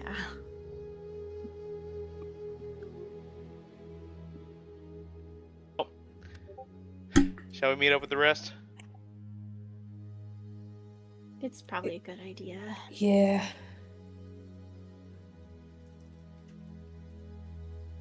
All right.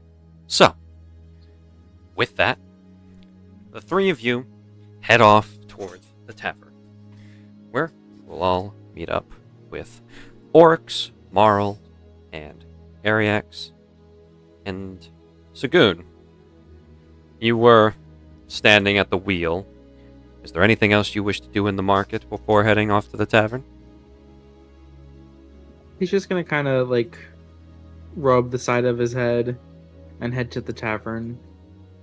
You still feel that it's not, the pain isn't there, it's just you're never going to forget how much that hurt.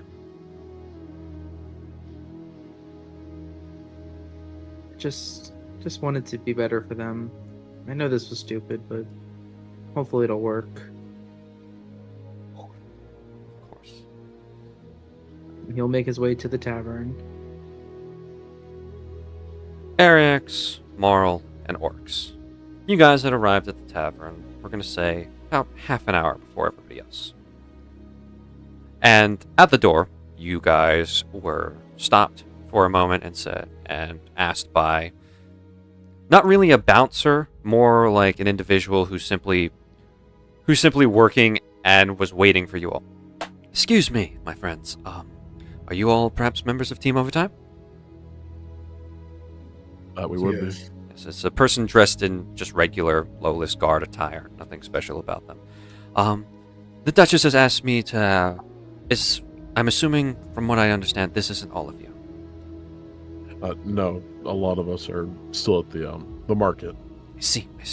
Could you all perhaps wait until the rest of your friends have arrived? Just because the Duchess wishes for all of you to be present before you go inside. If you don't mind. Just kind of looks at the other two. I guess that's fine. Understood. Is there anything I can get you gentlemen while you're out here? A refreshment, a snack of some sort? I think we're What good. alcohol do they have in there? We're not. pull up the bar's fucking menu. The fuck is it? That's what the guard said.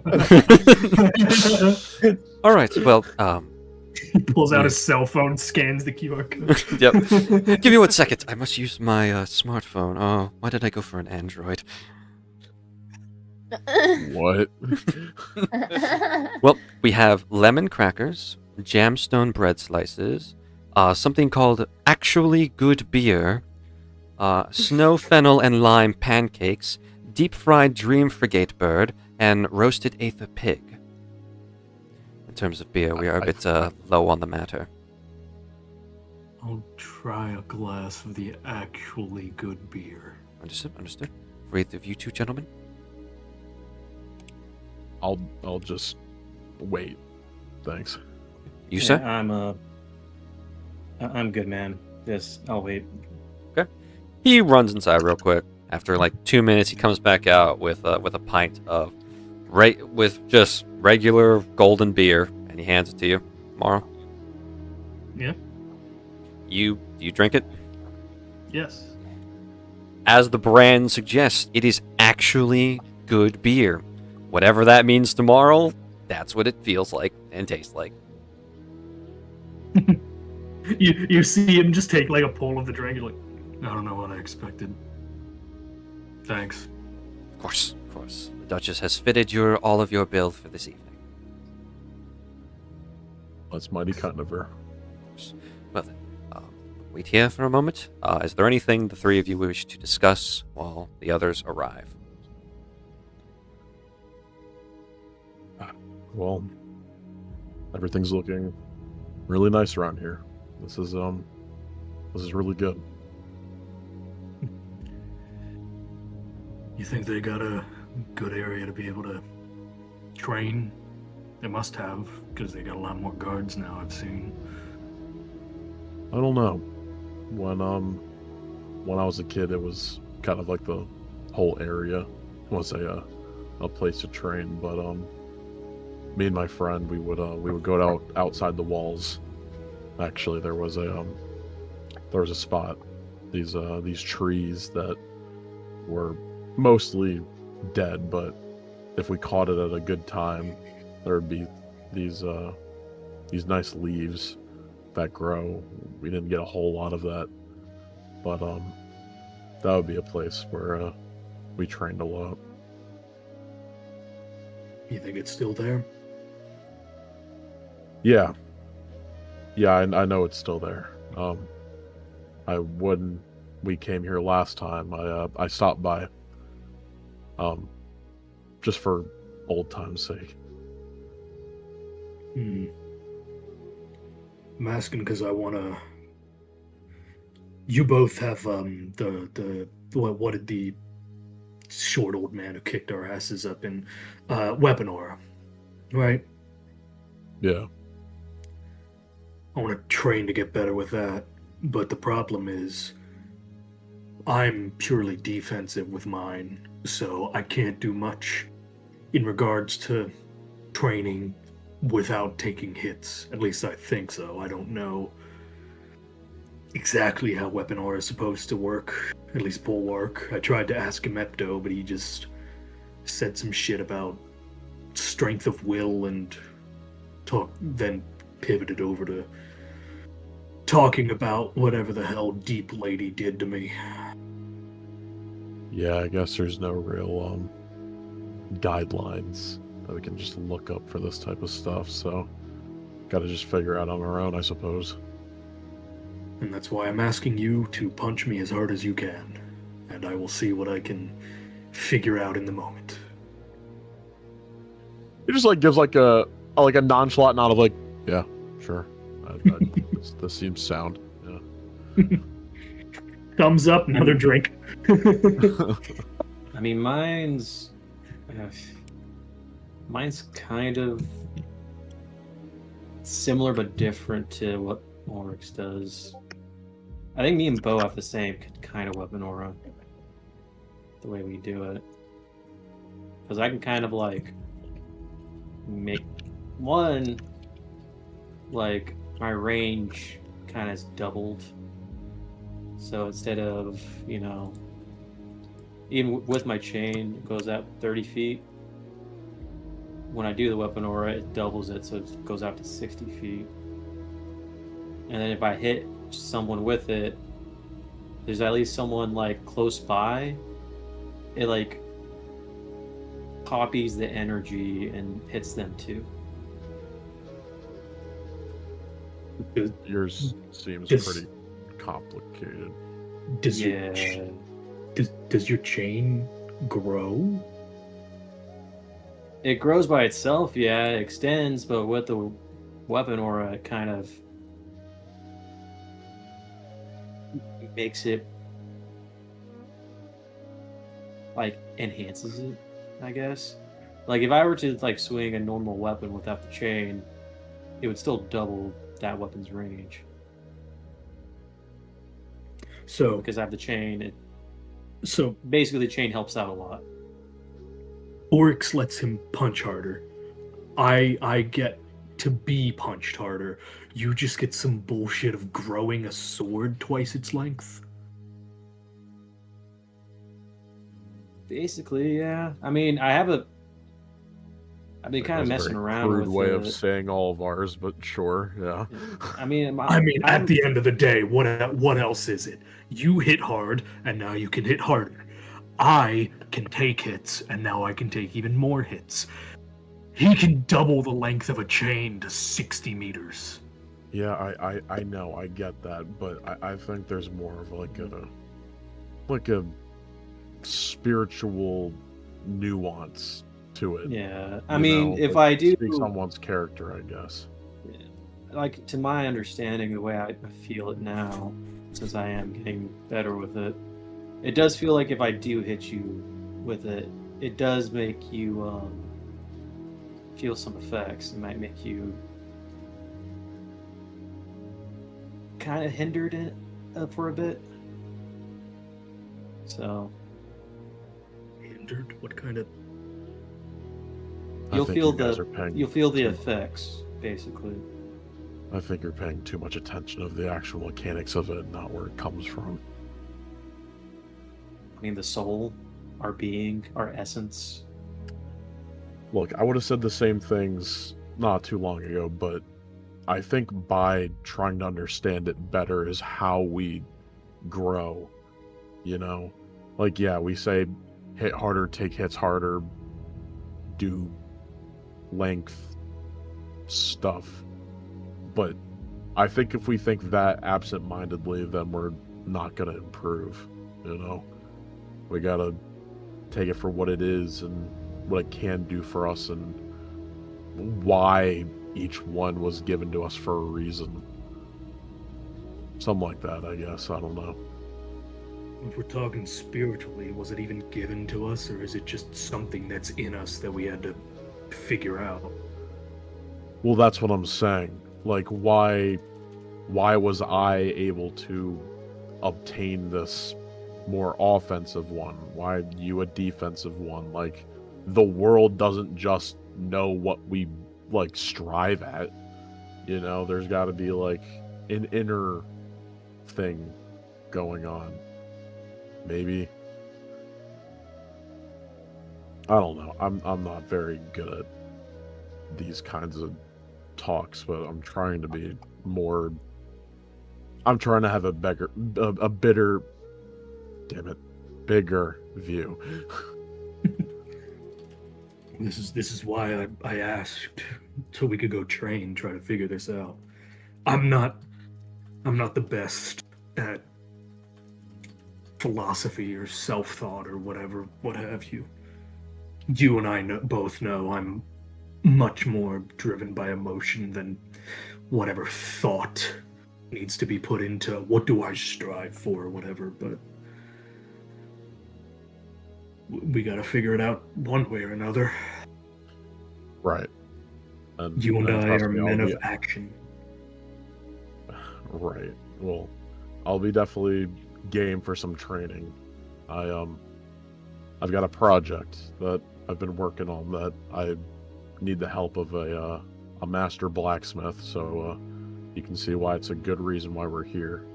but I think it's time that I take a different approach from here on out. So you're adding kicks to your repertoire? Yeah, no. But good, It was worth a good guess. guess. Good guess, for sure. I mean, I've got a project I want to talk to the smith down below too. It's nothing like changing my style like it sounds like you're trying to do. I want to make my weapon hit harder. In a That's way, about it. I'm kind of just doing the same thing, but I never thought I would be doing anything like this, so that's why it feels weird. Fair enough. If you guys don't mind, could I accompany you guys to the blacksmith? I'm not really like gonna be going with you to like see if you can make me something more, but just kind of like what you're thinking of, Oryx. It's kind of like how you fight. Like for a while, I've been trying to get better with actually fighting with two weapons properly. I'm still pretty amateur in that, but maybe I don't know. Maybe seeing someone who is technically a master weapons craftsman.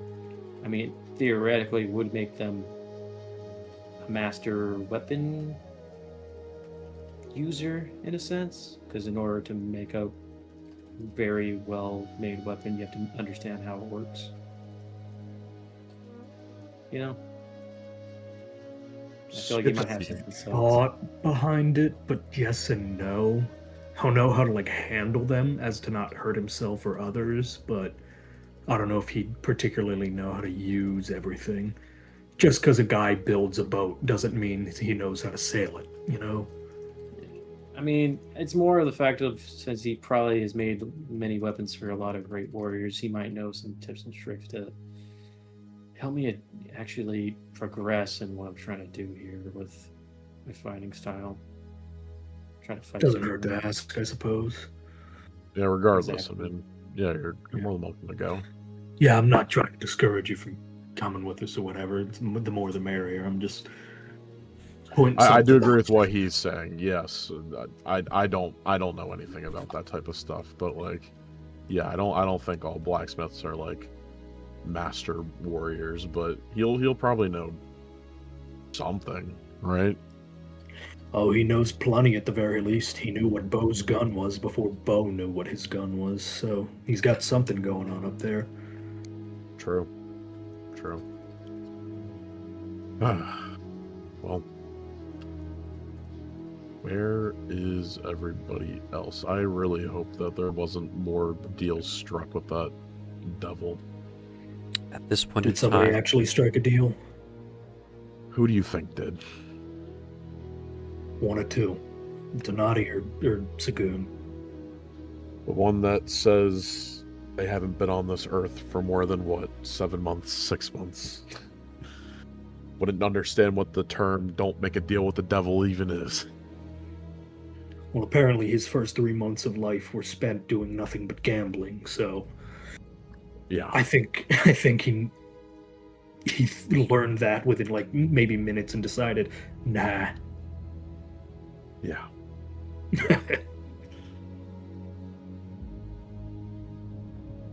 around this time is when you guys would see, Bo,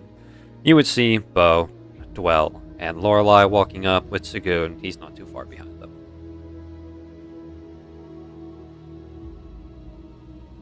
Everyone. Even What's up? Just waiting outside. They said they wanted everyone present before they let overtime inside.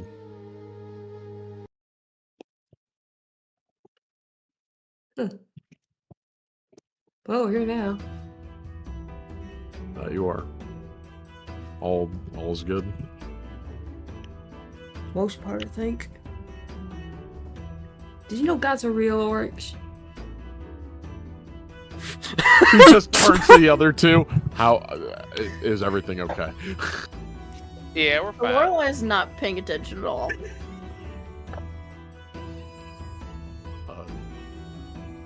Lorelei, does your quote unquote talk go well? Well, am I? Yeah. Yeah. Yeah. Yeah. Okay. Good. Just kind of like looks at you with like a raised brow of like, all right, weirdo. Yeah, your brow starts raising. She looks away. Bo will like kind of make eye contact with Oryx, and kind of do like the knowing like stare of like, not here, but we should at some point. He does like the I show speed face of just acceptance. Oh, your friends are stupid sometimes. You know, twice today I said, "Don't do this thing," and the person in question did the thing. Oh man. But as you guys all gather up, go ahead and slap your tokens on the board right around here. For those of you that haven't, so Dwell and Bo. Hi, Dwell. It's good. It's good. You can move up. Are you just lurking? Stay for the night. Yeah. So, well, it seems everyone's here. So, if you all would follow me, I can show you to the table that's been reserved for all of you. And he guides you all inside. And immediately, among the other patrons, you see a couple familiar faces. Some more familiar to some of you than others, but still. As currently at the bar, you see Dwell. It's not hard to recognize that mushroom hat. You see Crinny New appearing to be having a nice drink with Magus, Mibonua. You also see Captain Ellie Enigma at the bar as well. She seems to be enjoying herself a nice drink at the end of a workday. And the table that you all are guided to is this one in the back over here, with Oliver, Meryl, and Father Patry waiting for you all. Let's go ahead and guide you all. If, Dwell, you want to stop by and say hi to Crinny and Magus, you may. I think Dwell very apprehensively approaches. Well, Dwell isn't gonna see. I messed up on the. Pretend there's a seat right between Oryx and Marl. Pretend there's a seat in one of the four corners, because I'm so honest with you. I forgot about Patry too. Patry is technically on an invisible chair too. She gets a high chair. Dang! But so you walk up, and immediately Crinny has a sixth sense, because his best friend is now in the room. It's like, Dwell! It's so good to see you! Randy, how are you? You remember my name this time? Oh, Crinny is correct. It's not Grinny? It's Crinny, yeah. Okay. Oh my How's gosh. it been? Every time I've said hi to you, you always say, "Who are you again?" or "Do I know you?" This is a great thing. This is great. He's going to pull out a little notebook and write down something. He's going to close it, put it back in his pocket. Just had to remember this day. Oh, Magus, look who's come to see us. Magus slowly turns in his bar stool. Hello, Dwell. How have you been? I'm questioning a lot of theory right now, but it's okay. Well, I hope that you can take the time to... I now see what somebody wrote in the corner seat. I hope that you take the time to quell your thoughts and relax. There's no point in being uptight about everything. And he just takes a sip of what appears to be a very large glass of wine. That looks like an entire bottle put into a glass. I have no idea. You have a problem. I have no idea what you're talking about. If we're going to lay my vices on the table, shall we discuss your midterm paper from, what was it, Magical Mushroom Theory Level 3 class? Alright, sure. What's your point? I'm just saying, you left a lot of grammatical errors in that one. Listen, I was studying Primordial at the time. I might have gotten the two confused. I'm confused. Does studying Primordial make you forget that commas exist? No, I'm saying that there is a differentiation in how commas are Sick used bird. in between. I see. So, how do you explain the complete lack of commas in a 32-page paper? I don't think you understand my artistic integrity. Artistic integrity on a scientific paper. Why, yes. I think it's quite important to have a good balance of both, don't you? Come on, Crandy, don't you agree? I don't know what we're talking about. I did the project, not the paper, in that class, so I don't know. All right, your diorama. It was a pretty good diorama. No. I did the. I did like the big projection magic presentation. Oh, Huddles, that was you? Yes, it was me. Who did the diorama? I don't remember. I had to go immediately after. You said, "Good luck with your other finals, Crinny," as I left. I don't remember that. It's okay. I don't blame you. It was finals week. It's all right. But no, I stand by my paper, and I think that you just have misunderstood fundamentally what I was going for, Mr. Marcus. You misunderstood the fundamentals of the common language. There's a lot of difference between theory and fundamentals. I still gave you a B. And I think I was deserving of at least a B+, but I'll take the B, I guess. Agree to disagree. Adolf, don't drink too much. You're already speech is a little slurred. I'll see y'all later. I'm gonna be sitting out over with overtime. You know, people who save the city. Yes. Feel free to stop by the Mages Union at any time. Don't worry about the lock that the second in command of the Union punched in. I disabled it. Thank you. If I had a hat, I'd tip it to you. You do have a hat. You just are not wearing it. It's kind of like on your side. Alright, well, ignore how bad this hat is. But well, tip the witch hat. I'm never gonna let you forget that you have a hat. No, Dwell just ignores it most of the time. Of course. So, you head on over to the table. You take a seat at a seat across from Patri. And eventually, Meryl will address all of you. Well, welcome all to the Resurgence Bar and Grill. Hope you all had a good tour. Hope Oscar was a good guide for all of you during your experience through our new city. How was it? He was a great guide, and everything is... It's just as I dreamed of it being. It's amazing. I'm glad to have your approval on the matter. The rest of you, how do you all feel? Really good work. It's really a breath of fresh air. You know, I was kind of steeling myself for when we were gonna get here, and how the things were, and I'm glad to see that. We could do all the work we could for the corruptors and all that, but that'll never be the same as being able to rebuild a town. So, yeah, I think we're all very pleased with how it's looking. Thank you. That means a lot to me and the rest of the city. I trust you all had a good day at the market. Purchase anything you might need. Yeah.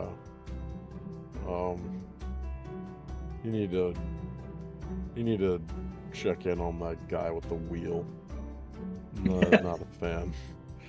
Unfortunately, he actually is paying the city 500 gold a day to have that slot. Wonder where he gets it from. From other people. I guess that's fair. But I will ask him to quell down on the pain aspect of his wheel, if possible. Right. It's a Well, hearse beyond you have that. seen. Yeah. Beyond that, good stuff. Glad there's some commerce going in and out now. Indeed. Yes, it took a lot of convincing, but after the Merchants Guild head of the area got a good look at the city, he was more than happy to facilitate an agreement with the merchants of the locals surrounding towns to come here for a little bit. Well, I don't mean to dig into the drama, I guess, but since all of this, has the relationship between you and the royal family gotten better? Takes a second. Like tilts her head side to side as if mulling over the answer.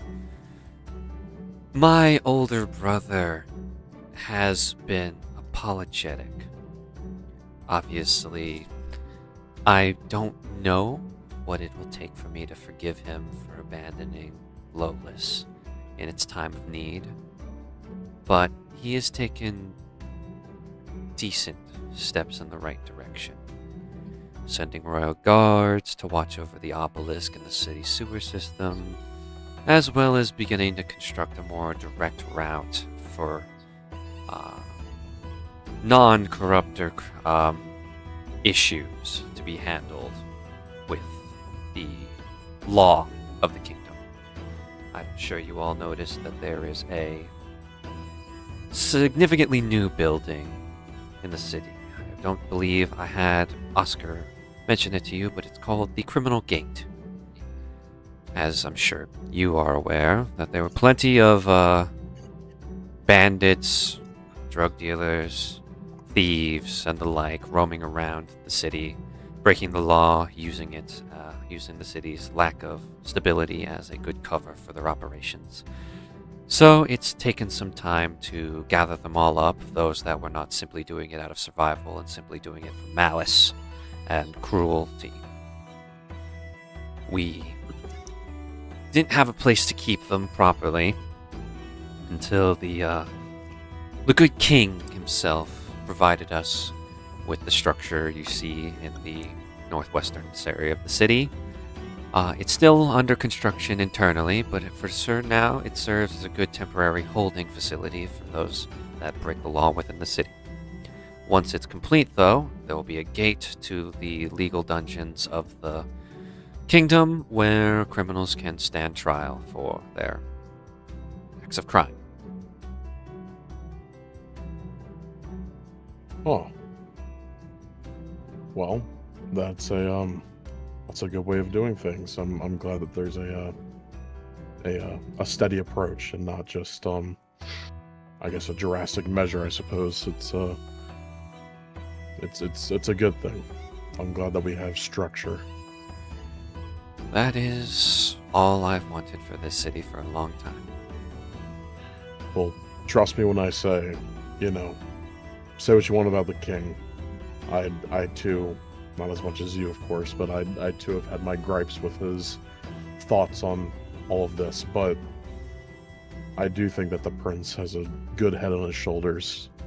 I ended up speaking to him at some point, and he understands what Lolis has gone through, and I think one day he can see to it that all places around Alpheum will have a similar structure. Everything will know peace. I'm sure of it. My nephew has lofty goals. I'm sure that he has the grit and the determination to see them through.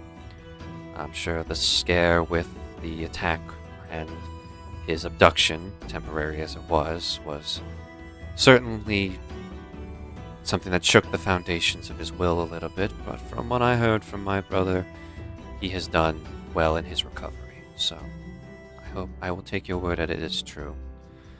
As the youngest of my siblings, I am more concerned with his youngest as well. So I spend more time with my niece, in all honesty. Right. Well, I'm glad to hear that he's doing better. It's been a while since we've heard any sort of news, but then again, we've been out on the road for quite some time now. Yes, he has made several public appearances within the capital since his recovery. I think, from what I understand, he is back to his old charitable ways. We're glad to hear it. But I apologize. I didn't want to bring up your family matters, of course. I was just curious about how healthy everything has been since the rebuilding process. That's all. It has been stable, and that is all I am willing to speak on the matter in terms of my relationship with the good king. Sure. Completely understandable. Well then, I know that you mentioned that you wish to speak with the individual who can guide you to our denizen that rather remains hidden below the city. Does he still want to be down there? Even before Lolis fell and Aragon fell, my understanding is that he's been there since before my predecessor, and he quite likes it down there.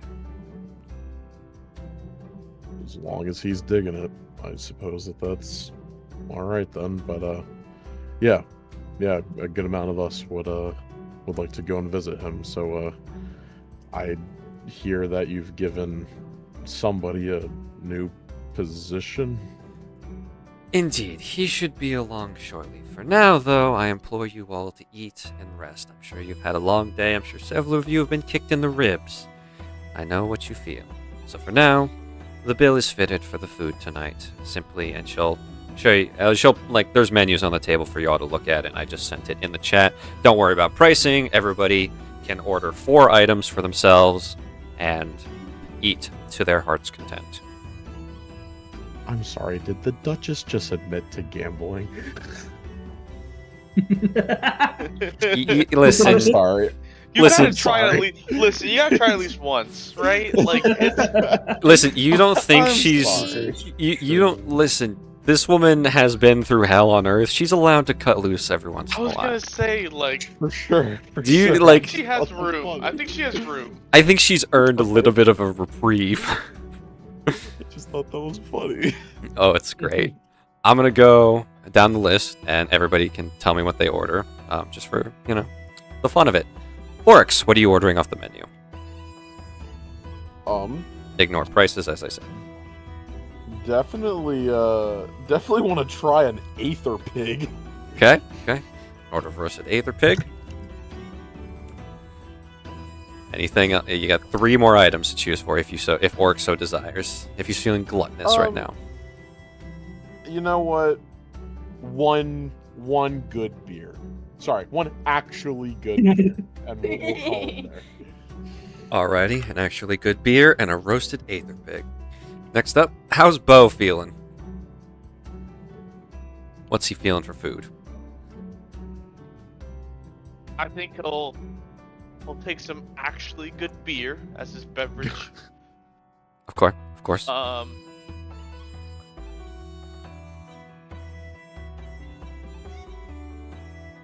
I mean,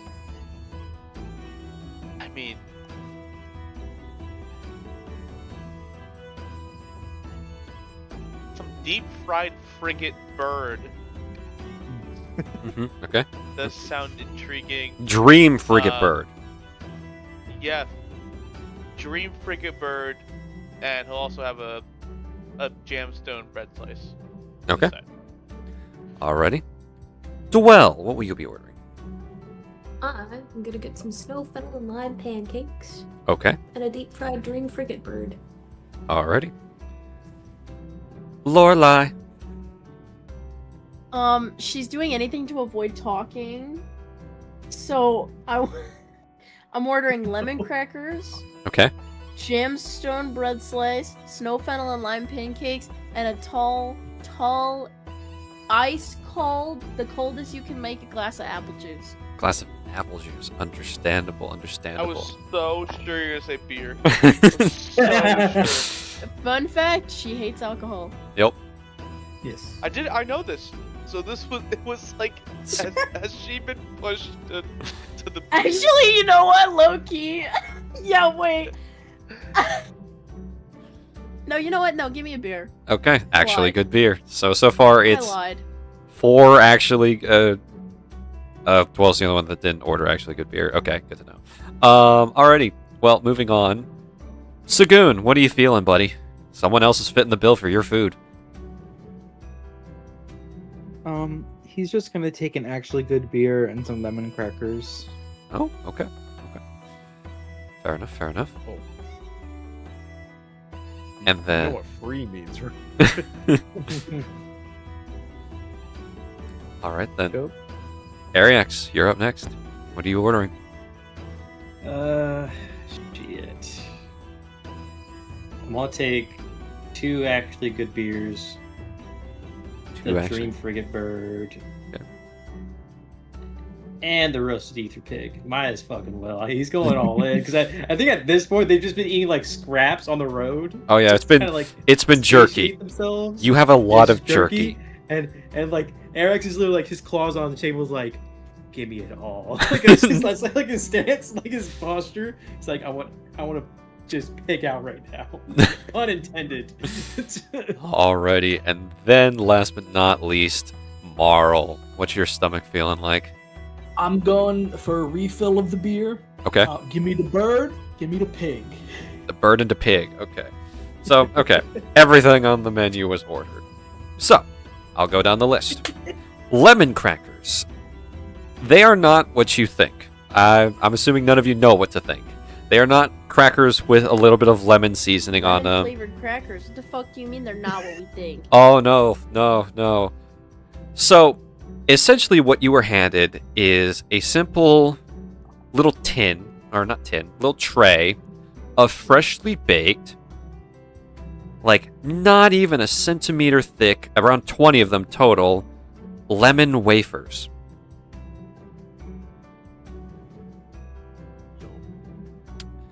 As for the jamstone bread slice, it is essentially a thick slice of milk bread filled with a berry jam of your choice. So, if whoever ordered that, simply say whatever berry you want.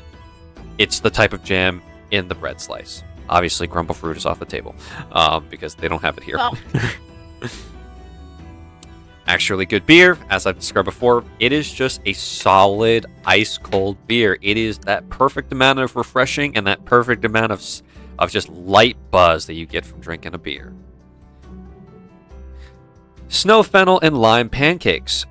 They are essentially each pancake, you get 3 on a platter. Each pancake is about 2.5 inches thick, and it's completely white and fluffy, and you've got a little bit of lime drizzle on top of them.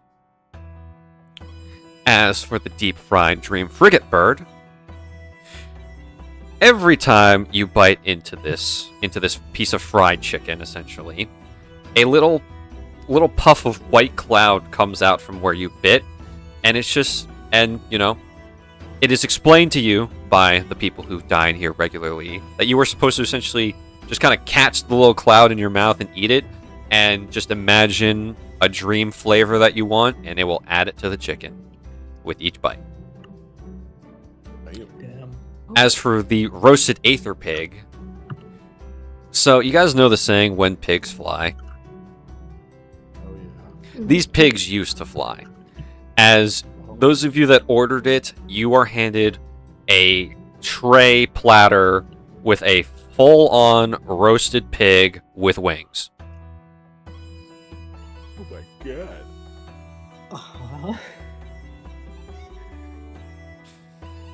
Each of you can enjoy your meal. It is delectable. Linus McNobb, who I will actually send in the chat, he is the owner of this fine establishment. And this is also a Hero Forge, courtesy of our good friend Garrett. It is? Yep, you made this a long time ago. Oh, fuck. It is, he says? Look, Zach hasn't asked me to make a Hero Forge in a little bit. This was a Hero Forge you made when Lolis was first introduced, but you guys never went to this tavern before what it was. So I present to you all Linus McNobb. Furbolg fella. He's got pancakes. Yep, he's got pancakes.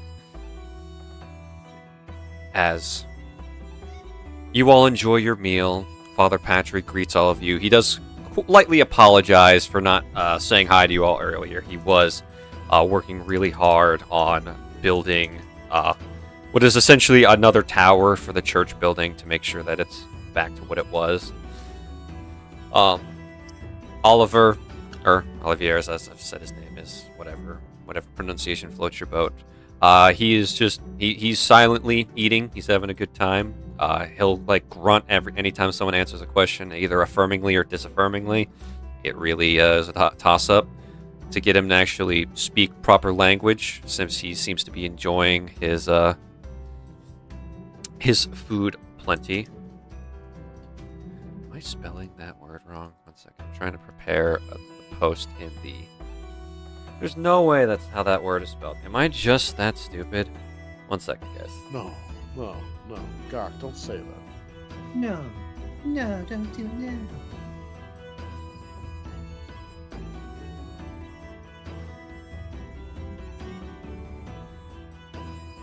Okay, for some reason Discord just thinks that what I'm typing is not a word, which is wrong. Okay, whatever. It's fine. Anyways, so yeah, the meal is going well. All of a sudden, at any point in time during the meal, do any of you look at the ceiling? That is a very concerning question to ask. No, I'm stuffing my face. Okay. All right then. No, Zach. Nobody looks. Good. This is even better because luckily you have two members of the party with really high passive perception, Ariax and Bo. As you both hear something turning above your head, and you see that a section of the ceiling above you guys appears to be some sort of twist-open latch. And as suddenly as everybody finishes the last bite of the meal, that hatch opens, and someone falls from the ceiling right onto the table. He, on his knees, stands up, looks to the sky, and strikes a pose. As I like to introduce to all of you, the Lolis' Minister of Sanitation, Popa. Formerly Popa the Crackhead. He's in a tuxedo. Oh my gosh, dude. My king. He's in a business My king. Look at the pose. This guy. What the fuck? He was Popa the Crackhead, Popa the Guardian, and now he's Popa, Minister of Sanitation. Good gods. I have arrived! That you have. Hello again, Popa. It's Popa, Minister of Sanitation to you. Oh, power's going to his head. Oh no. This city is clean. Clean because of me. Because of Popa. How do you clean it? Good job. He Minister. grabs you by the collar, Arax, and pulls you in face to face. You're looking into his green goggles. He's like, have you seen a piece of litter on these streets? I just asked how you do it. Do you pay people? Do you do it yourself? I'm just asking a question. Don't ask questions you don't want the answer to. Okay, now I'm concerned. He's like, look at the group. I'm concerned now. I'm concerned now. Answer. Popa has a surefire way of cleaning up all trash. Eric's head turns to Father Patrick. Father Patry just shakes his head. So you can't tell if he's disappointed, upset, just like done with the situation. Because you look at Meryl and Olivier, and they both look like, the expression you see from them is they want it to stop, but he's not wrong. The city is so much cleaner now because of him. Good job, Popa. Wait, what are you Minister eating? of Sanitation. I'm sorry. Bo, I it's can't. your turn to be grabbed by the collar, and he just leans in. Who told you?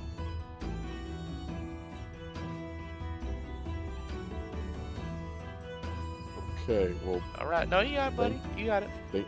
thank you very much for all of your hard work, Minister of Sanitation. We greatly appreciate your service. You must say Popa, Minister of Sanitation. Okay, Popa, Minister of Sanitation. Thank you.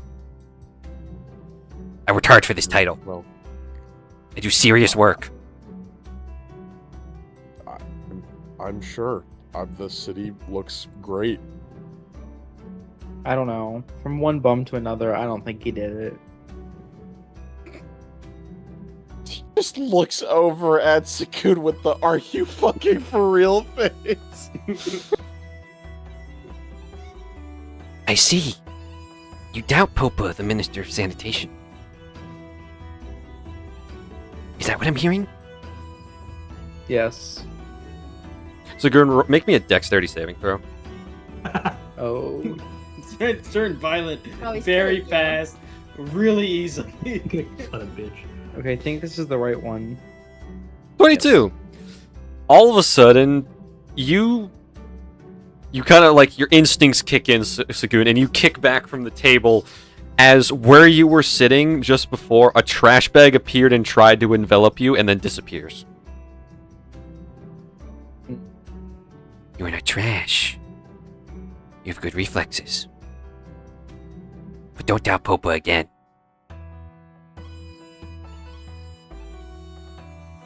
So do you have like trash magic now? Can you summon that or? Who told you? I was just asking a question. You just His eyes told him. just summon a trash bag. Look, Popa, we are in need of your services. Popa, Minister of Sanitation! Popa, the Minister of Sanitation. Thank you. We need your help with going back into the sewers again. Can you lead us? Yes. Okay, thank you. Let us go. Who's going? Now? Yes. Okay. Okay. Marl will just silently stand up. Orcs, you must never question Popa the Minister of Sanitation. What do you mean right now? Of course you you mean didn't now. just do it not even 10 seconds ago. Sagoon has the biggest shit-eating grin on his face right now. Okay, I guess I'm done eating. Sure. Who else? I see two. I'll come with. He's like very like with trepidation. Like Say it with your chest. Popa, okay, all right. Popa, the Minister of Sanitation. Good. Since I like to imagine we're friends. It looks like the group. Like, Yes. could we maybe, perchance, call you You can't Popa just for say short perchance. since we're friends?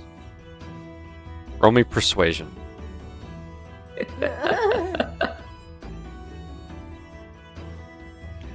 That's my best stat. I rolled 3. No!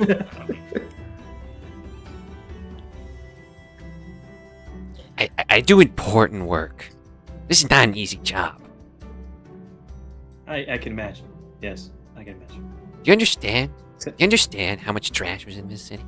Do you know? Do you count debris as trash as well? Yes! Okay, then a lot. Good! Good! So you know. You have an idea. And when you see those sewers, when you see Popa's old abode, you understand the work, the effort I did to earn the title Popa, Minister of Sanitation. I'll be treated with He's gonna respect. actually. He's just gonna think about it. When we were in the sewers, I don't think we saw any trash in the sewers, did we? No. Because remember what I told you about Popa last time. He stopped people from doing drugs by eating their drugs. Yeah. I remember that. You know what? Popa, the Minister of Sanitation, aka the Trash Man. Yeah. I respect you. Let's go. He hops off the table and starts walking. Well, I see that you all have gotten reacquainted with him. Sorry that we have to dine and dash, I suppose, but thank you very much for the meal. It's alright. I'm honestly shocked he had the patience to let you all finish eating. Well, it was lovely, and I'm glad we were able to catch up. Of course. I'm sure this won't be the last time before we leave. I'm certain we'll be seeing each other at some point again this evening. Gives her a nod. Alright, besides Barl, Ariax, and I, anyone else want to tag along? I'm good for now, but y'all have fun in the sewers. Yeah, I'm okay. So The you and beer's Bo? making me a little sick. All good.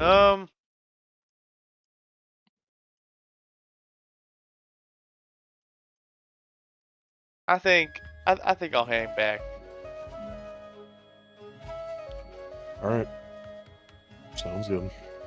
I'll Right. see you all back at some point. That's good. Alrighty. So, Popa guides you three outside, walks over to a manhole cover, and with one hand pulls it off and tosses it to the side. I have someone who will put it back. Let's go. You have people for that now?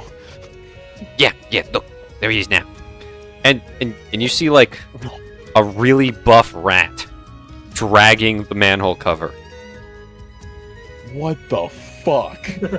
Good God. His gains rivals Marl's. Jesus. Dude.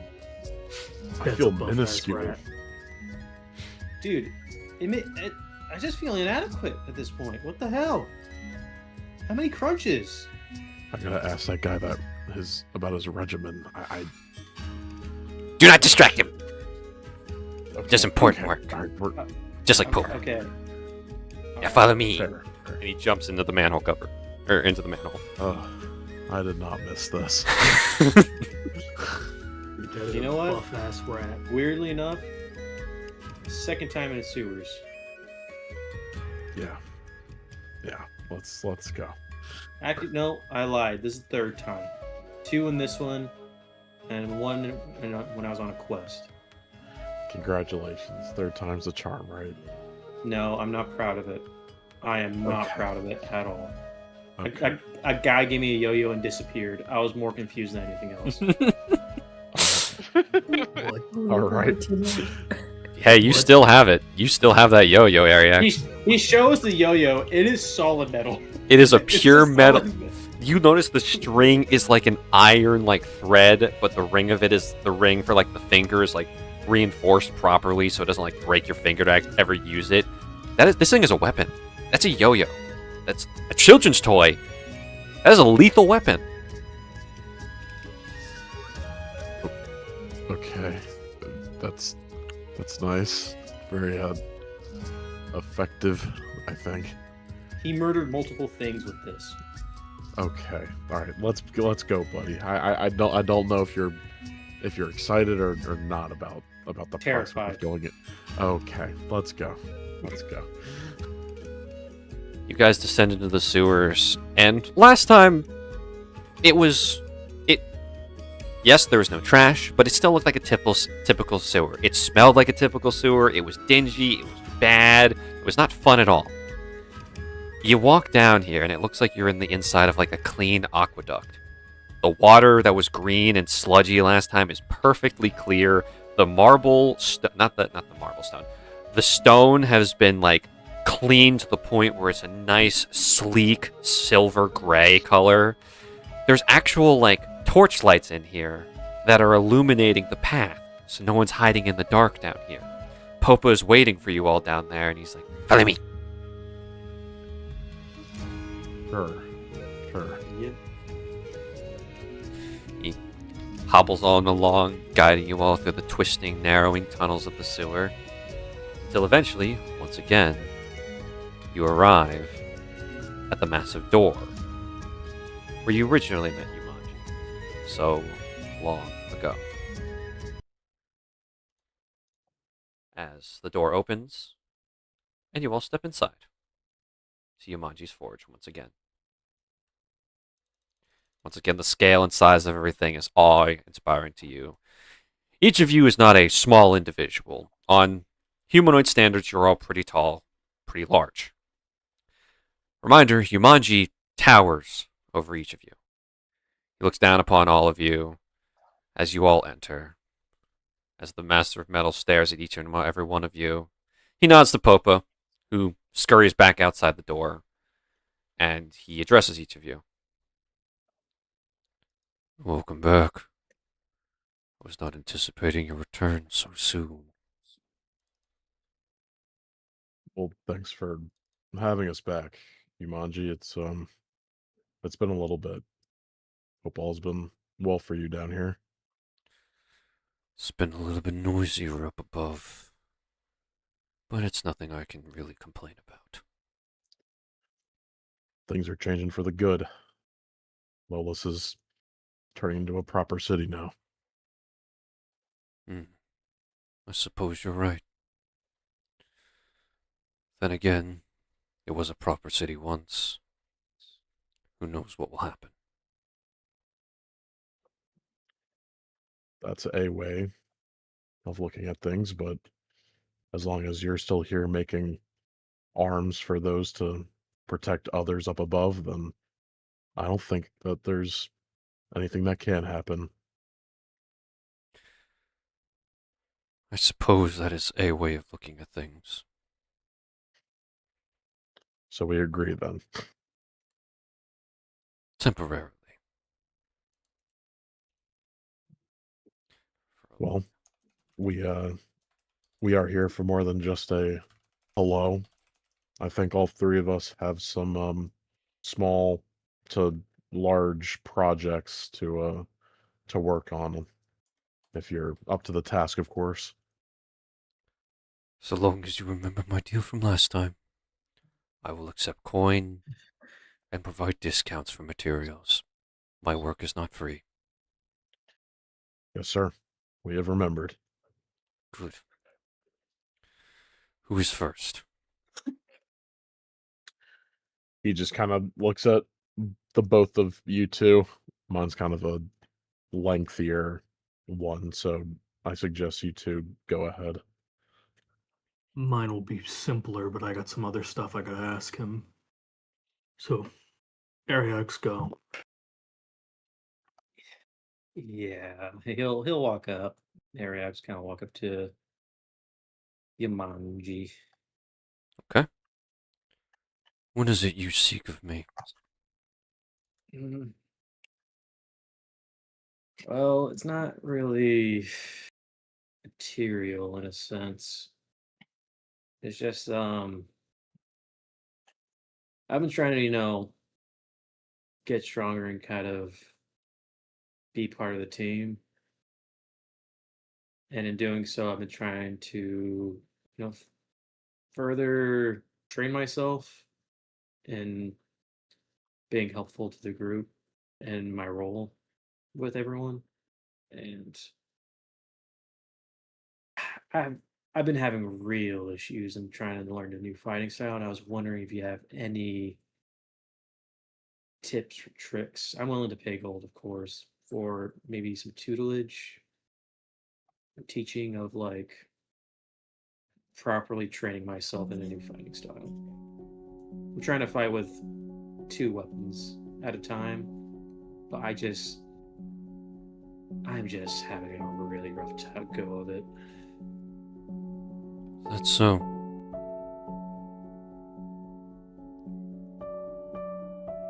Yep.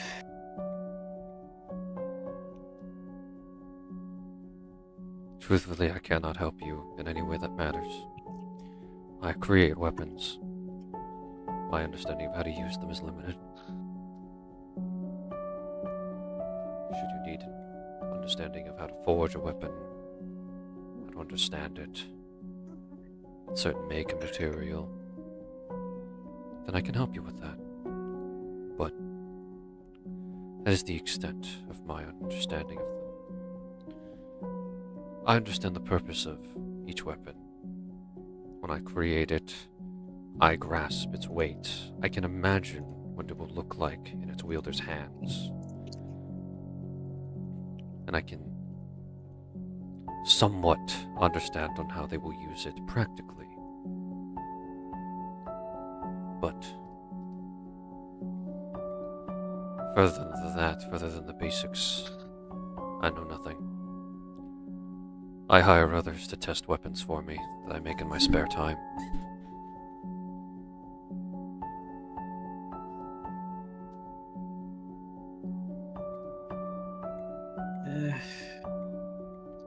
Makes a lot of sense. The only proper advice I can give you is examine each weapon you wield. Both of them.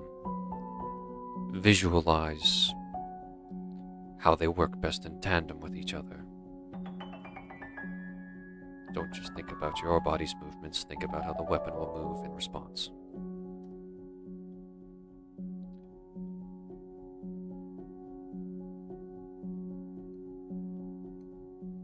Well, that does at least give me some insight on maybe how to kind of finally crack into it, so to speak. You say you pay people to test weapons for you? He gestures over to this large pile of weapons over here, this scattered grouping of what appears to be very well-forged materials, and blades, spears, knives, swords, hammers, clubs. You name it, there's probably a weapon of it in this large section of the room. I make mundane tools, mundane blades and swords in my spare time. It's for practice. Occasionally, I will have Popa bring me a member of the guard, and I will request that they test it out for me, see if it works the way I think it does, and I'll move on from there.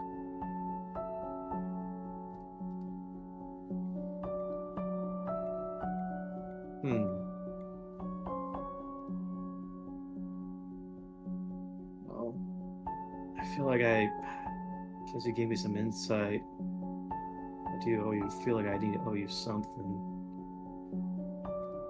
Do you happen to have any weapon that you've been trying to find someone to test for you that maybe I could help out with?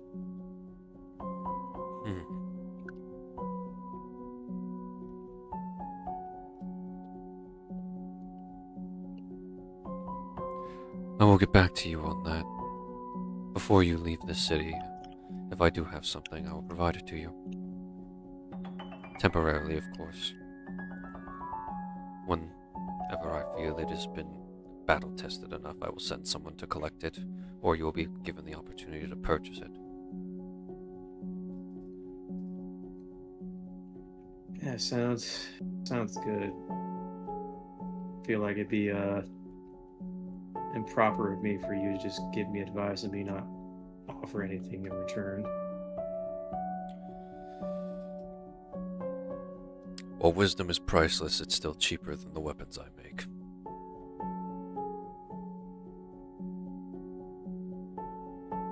Well, it's still very invaluable to me, so thank you. Of course. Should you ever find need of a new blade, come speak with me.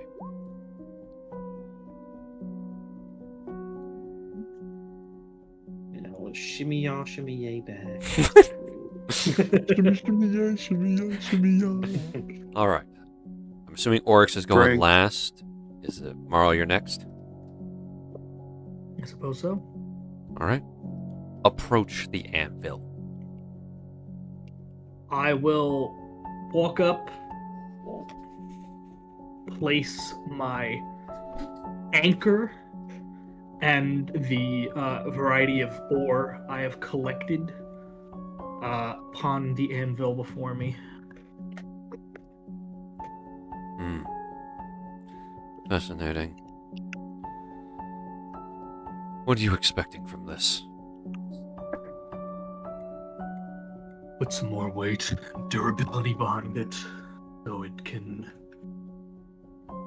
withstand more as I swing it.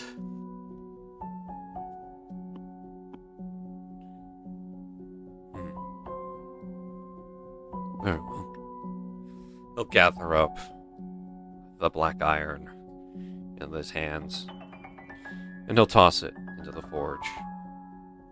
And he'll pump the billow a few times, the flames growing hotter and hotter, to the point where Oryx and Ariax, even back there where you're standing, you can kind of feel the heat coming from the forge itself. And Marl, you're starting to sweat there. You're grilling a bit, grilled fish, grilled Marl, for a second, until eventually you see him pick up your anchor, and he is going to, with his bare hands, pick up the boiling the red hot container of the molten metal. He's just going to begin pouring it all over the black iron anchor as the hot metal drips down all over the massive shape, and he'll begin sculpting the molten material, adding more here, more there, guiding it so until almost every inch of your anchor is covered in the stuff, but still keeping to the grooves and the lines mentioned before on its design that you intended when the original blacksmith made it. Whoever made this initially did good work. It has a good core. If it were put on a ship, it would do well.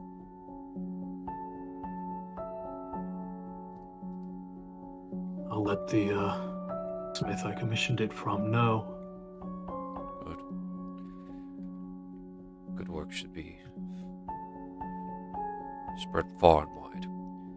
As he'll walk over to the quenching pot, dip the anchor within, and you guys will see a large billow of steam and smoke fill the area before he pulls out the new and improved black iron anchor. I am now sharing the document with you, Owen, so that you may see what your new toy can do. Yo. Wait, there he is. This will be 50 gold. I shall give the man his payment. He will take Payment it. is due. He will take it and cast it into a pile where you see that other coins have been laid. You said you had more for me. I can't know how this would be upgraded. As well, I don't believe I have any funds to, but I need to know about it. And he will place the icon in front of him. You will examine it, look it over. What do you wish to know? You remember the ocean's heart that you placed into my harpoon? Well, this is that harpoon. I want to know how to get it back to that state. Why? It seems to be a far more capable weapon now. It is not a weapon I asked for, nor a connection that I asked for. It is corrupted beyond what I even expected. It is a reminder of a curse placed upon me. Is that what you see when you look upon it? Yeah. What else do you see? I see the last connection to my father warped.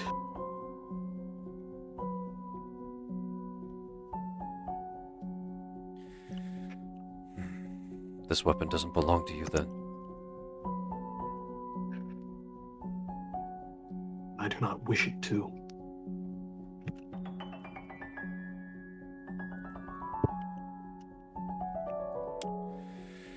Just like with beauty, purpose is in the eye of the beholder. What you believe an object's purpose is what you are capable of using it for. Take your companion over there. He gestures to Oryx and myself, for example.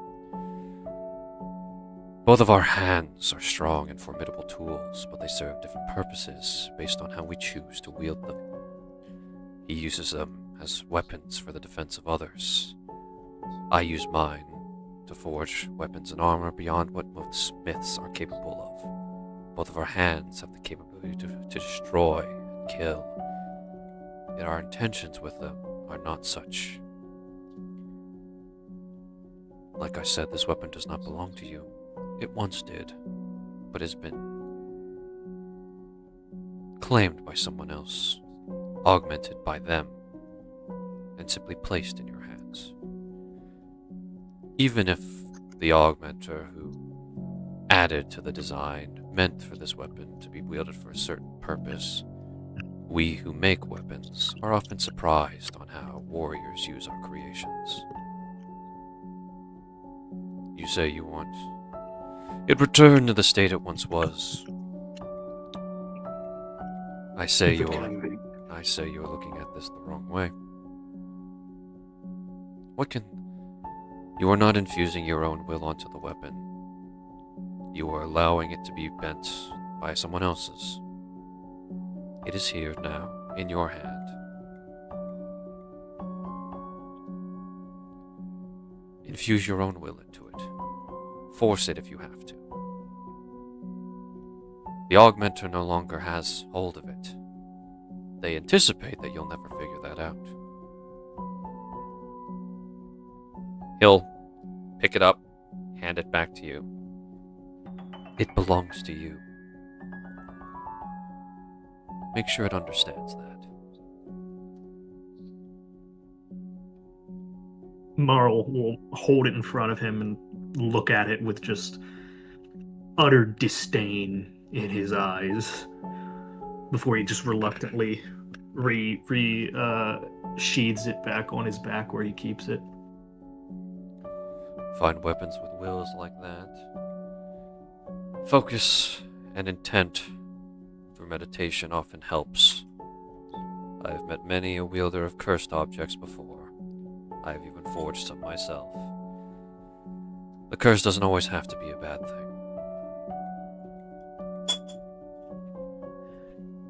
Is there a way to do it other than meditation? I'm not the best at sitting and remaining focused on something. At least not that way. I believe that is one method of meditation. But we all have our methods of focusing and emptying our minds and pouring intent. I hammer away at the anvil. The ringing of metal, the heat of the forge, it calms me. It lets me focus. Find something that brings you that calm, brings you that stability and focus, that your mind can act as your body does what it does best. Meditation is often confused with simple monks' prayers. Doesn't work for everybody.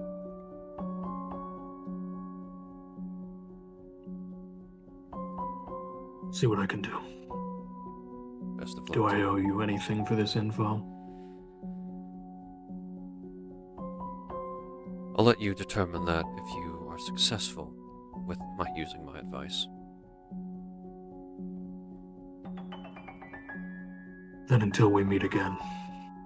Indeed. And last but certainly not least, Oryx, you are up. Approach the anvil. Oryx does. And when he does, he reaches into his bag and starts pulling out all the assorted materials he's been collecting over the span of like the last month or so.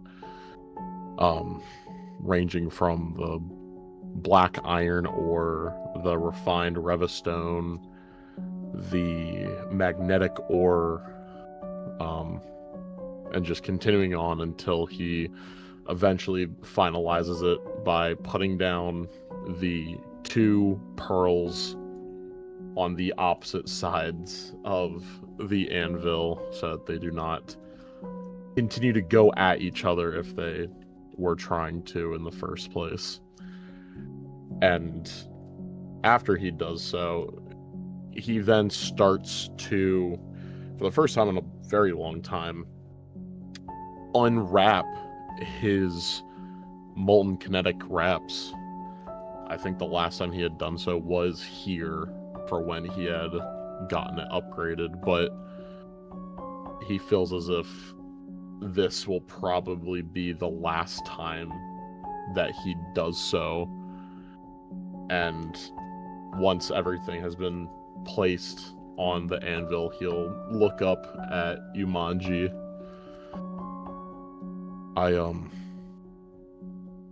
I've realized a lot of stuff while on this journey that I didn't think I ever would. And one of those major things is that I've realized that doing this whole thing alone was one of the stupidest decisions I ever made when I left this city all that time ago. I see that now because of my friends. The strength that is carried with more individuals is a lot more than one person can bear on their own. And I think with threats that come ever closer to myself and others, I think it's time that I realize that I need more than just myself when I enter battle. If you could, I would like a pair of gauntlets, please. You will look upon. Did you set the pearls on the anvil or not yet? Yeah, yes, okay. I did. He'll look over each item, carefully inspecting the ingots, the revistone, the wraps, the pearls themselves. He will show unease as he looks upon the pearls. Before I even truly consider forging you this weapon, I ask you, why? I understand your understanding that you need to be stronger, that you need to fight greater opponents in the future, but for what purpose do you believe you need that greater strength, more than you have already? I know many men that would be satisfied with how far you and your friends have come. Why not stop here and enjoy that 15 minutes of fame so many heroes seek out?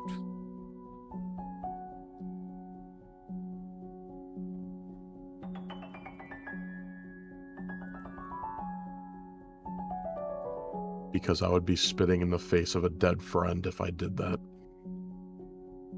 I chose long ago that I would carry both of our dreams to the top. I'm never going to be satisfied with what strength I have. I will always strive to better myself. I will climb every peak that I have to. until I am there. I will never settle for just 15 minutes of fame. And quite frankly, as he looks up at you, Manji, just those words alone, that pisses me off to no end. I feel disgraced at the fact that you'd even consider that for myself.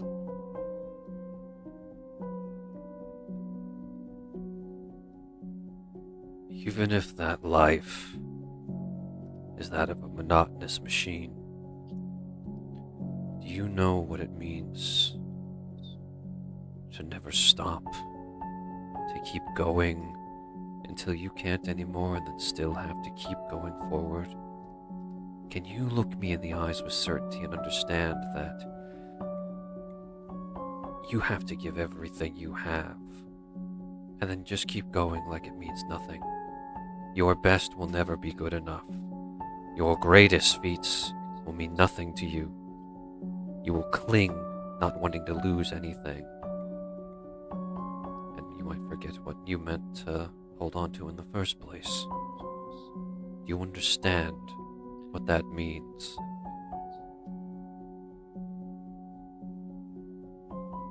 I probably understand that better than most. I've been doing that my entire life. Realizing that no matter how strong you are, there are things that are going to be out of your reach. And how do you counteract that? By just getting better.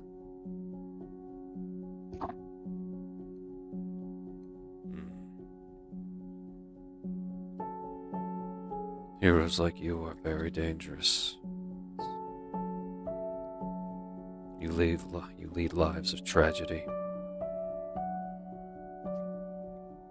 But I suppose if I can help alleviate that sorrow you will feel, that pit in your heart that you will endure for the rest of your life, with making sure that you are well armed, I see no issue with forging this weapon for you. He picks up the pearls again. He holds them in his hand. They're minuscule to him. They're like dimes in his palm. I know not where you got the remnants of a forgotten god, but I ask that you exercise caution when handling the weapons I'm about to forge for you. They will be volatile and confused once you pour your intent into them. That can cause volatile and violent effects to happen. I can only tell you what the weapon itself can do from a technical perspective. What they will be capable of with wills of their own. That will be for you to discover. He's going to try his best to act confident in the fact of what he had just said about the pearls, but obviously not knowing about that to begin with. I need something, sir. And this is what I've gathered to make that something happen. The last thing I needed was you. And here you are. And here I am. This commission will be 100 gold. Do you have it? Places his gold pouch and takes out a small remnant of it left. We are down to almost nothing. Okay. He will take your money, and he will begin to work. Each and every item that you provided is placed in to his forge. He keeps the pearls separate for now, developing the metal. His forge is not magic. It is pure heat, pure flame. And that melts even the Revistone into its base molten form. As the heat in the room builds once again, Ariax and Marl, from this distance you see the forge alight with golden fire. A familiar type of fire that you guys have seen a certain spellcaster in your party use. How this is possible, you're not fully understanding of it. I don't even think your spellcaster friend is aware of that. But it continues on, and Oryx, you watch as he picks up the molten kinetic wraps, the weapons that have stayed by your side from the start of your adventure, as they are about to be made into something new. You're not losing them, but they won't be the same anymore. And just like you, they have to change to make sure that you can keep going. And he will cast them into the flames. Using them as fuel, the metals heat up even more, and the last Master of Metal will begin pulling out the molten material of Revistone and Black Iron and Magnetite. Placing it upon his anvil, he will begin forming the shapes necessary that you requested. Gauntlets. Using his hammer, chisels, and even his bare hands upon this fiery material. And you can see why, even as a troll, he's suffered damage to his limbs from all this constant contact with heat that his species is supposed to endure. His blackened fingers and palms contrast to the glowing red and white material in his hands. And slowly but surely you see your weapons start to take shape. They form and begin to cool. Further and further you see the weapons that you've requested. With the materials you brought, they take their full shape. And Yumanji takes a different tool, sort of a large spike of some sort, pressing it into the forearm of each gauntlet, making a nice indent, spherical, or semi-spherical in shape, for the pearls to sit in. Until eventually, he takes them, sets them into the cooling material to quench them, and once more that golden light fades, and the smoke and steam clears, and he sets 2 gauntlets in front of you. A pair of black and white chiseled gauntlets. The knuckles and finger guards look to be designed after the face of a wild beast. The eyes on the hand plates of these weapons will glow whenever corruptors are near. They are forged with the intent to purge the corruption and plagues of this world. Its wielder must take an oath to never give up on their dreams and ideals. For once this weapon chooses its master, there is no going back. Walk this path for better or for worse. That is the fate of all those who wish to be heroes in this world. He slides them closer to you. It is done. Right. Am I good to, By all means, try them. He will insert both of his arms within the gauntlets until his fingertips touch the ends of the plated gauntlets. Perfect fit. It's comfortable, not too tight, not too loose.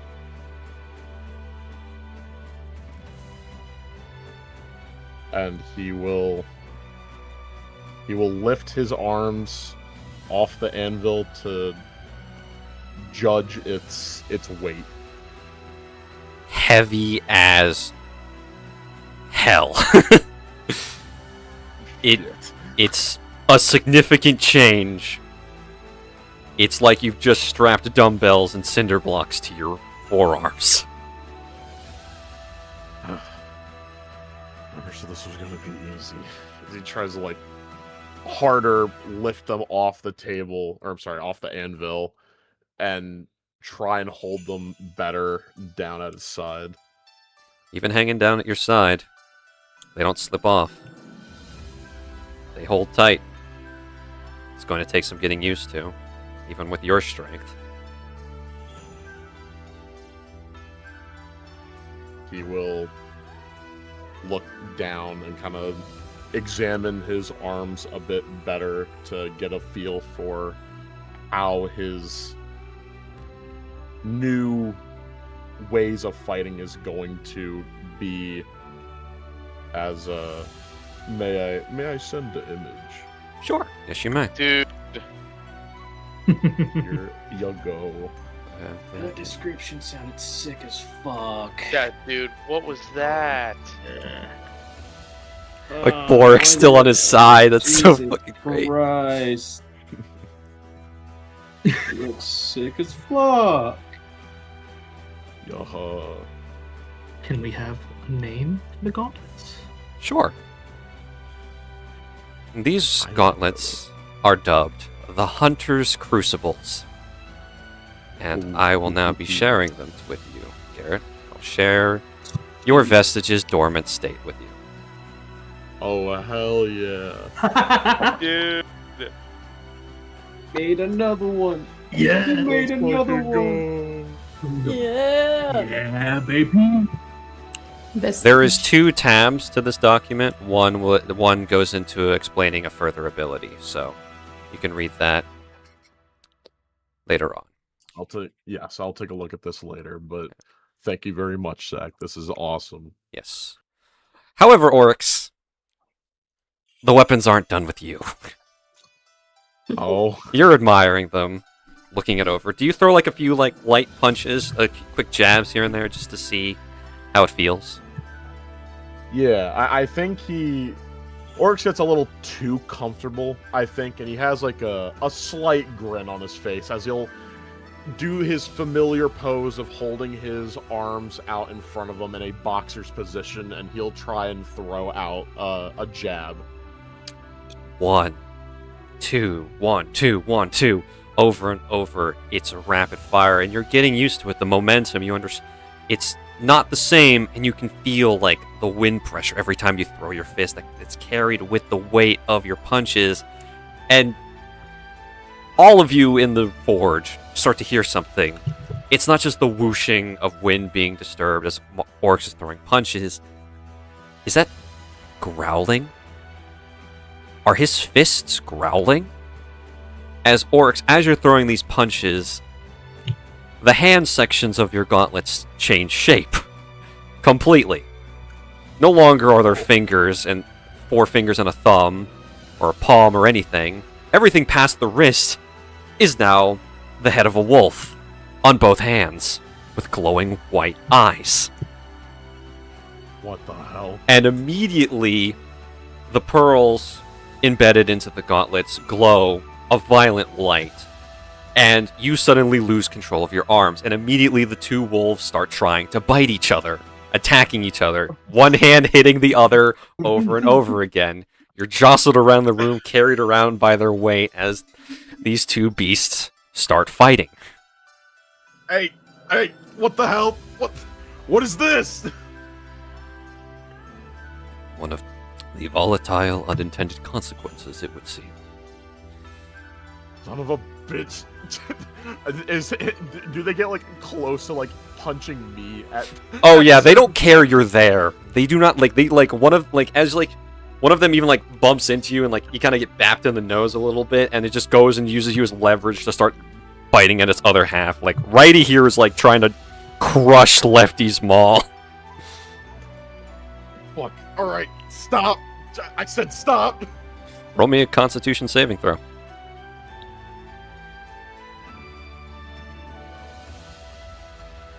16. Roll me a strength save.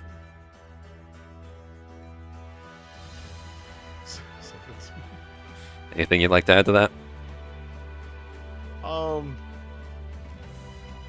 No. I'll let it play out. It takes a tremendous amount of effort, but you manage to regain control of your arms and stop them from being able to completely puppet you around, and through a tremendous Herculean effort, you pull your hands apart, and the wolves, eventually you're just holding your hands, like your fists facing each other about like maybe a foot or two apart as the wolves are just growling at each other now. You're keeping them apart and they're not actively fighting, but you're holding the leash really tightly. Okay, turn off, deactivate, don't go away. What am I supposed to say here? Fascinating. It's been a while since this has happened. What the hell am I looking at? You were looking at living beings. The remnants of the forgotten god you brought to me appear to have invested their ego upon your weapons. How amusing. Ego.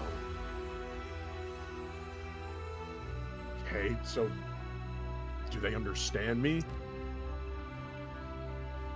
Consider them similar to newborns.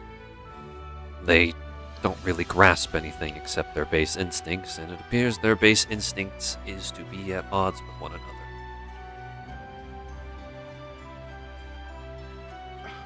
So what am I supposed to do? Mediate? Convince them not to? I master metal. I do not master living beings.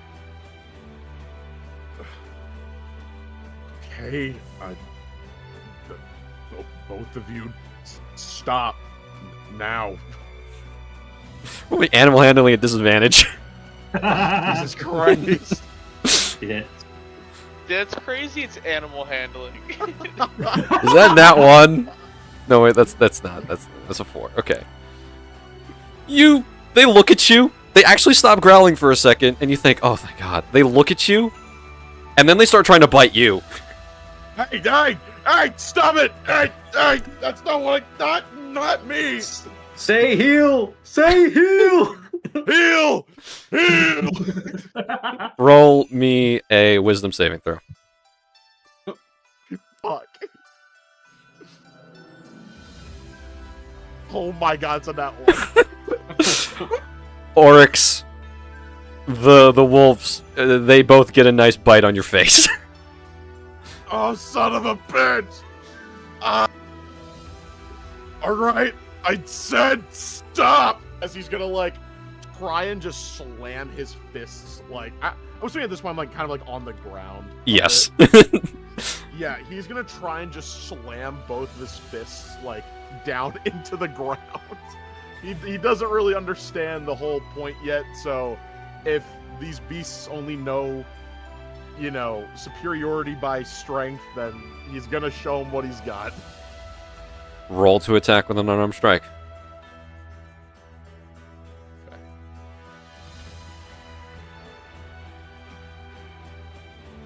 19. 19. You slam your hands into the ground with violent, and the metal rings out against the stone, and suddenly the two wolves look dazed and sporadic, and they kind of blink, and they seem dizzy and woozy before they shift back, and you have fingers in your thumbs again. Holy fuck. Okay. So is that just gonna happen now? I do not know the conditions in which it starts. They might respond to you, violent thoughts, actions. You'll have to experiment and discover. Okay. Gonna have to get a grip on that before we actually get into a serious fight. Can't have my own weapons mauling at me. Grip. Yeah. So, you... One second, where did I put that? Oh, there it is. You look at your gauntlets. The wolves seem to be docile for now. You seem to have shaken them up, so they won't come out for the time being, so long as you don't stir them awake. Okay. Well, besides that, it's good work, Imanji, as always. I guess I wasn't expecting literally new beings helping me. wish I could say I could have told you sooner, but I've rarely worked with remnants of deities before. Can I Alright, ask about that? Yeah, I'm gonna come clean on this one. Did not know that that's what that was. To make a long story short, a woman, just this random lady, was selling one of them, and later on, the one got duplicated. Well, from what I can see from analyzing them, whenever powerful beings like deities are forgotten, and they fall and they lose all worship entirely, they revert to a relic state of sorts. And normally, they're well hidden, far away from civilization. Whoever you got that item from must have found one, not realizing what they had discovered. I mean, all they said was that they could deal with corruptors. That was really about it. Well, this is your chance to figure out what kind of god they were before they were forgotten. Because now they are your weapons. Looks over his arms one more time and grips them into fists. Right. Like you said, when you got a challenge, you gotta get back up. Indeed. Right. Well, thanks a lot, Jumanji. I'll try my best to master the arms that you have so graciously created for me.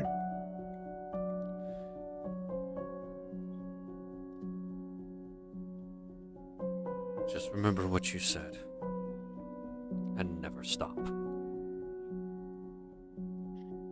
Gives a firm nod. And as you all leave the forge, that is we're gonna go ahead and end tonight's session. Bro. Oh my goodness. Yeah. Ooh wee. Phew. That was sick. Well, congratulations to those of you that got new bells and whistles, new toys of all varieties. Congratulations specifically to Oryx for his new vestige. And, Lorelei, what are we gonna do with you?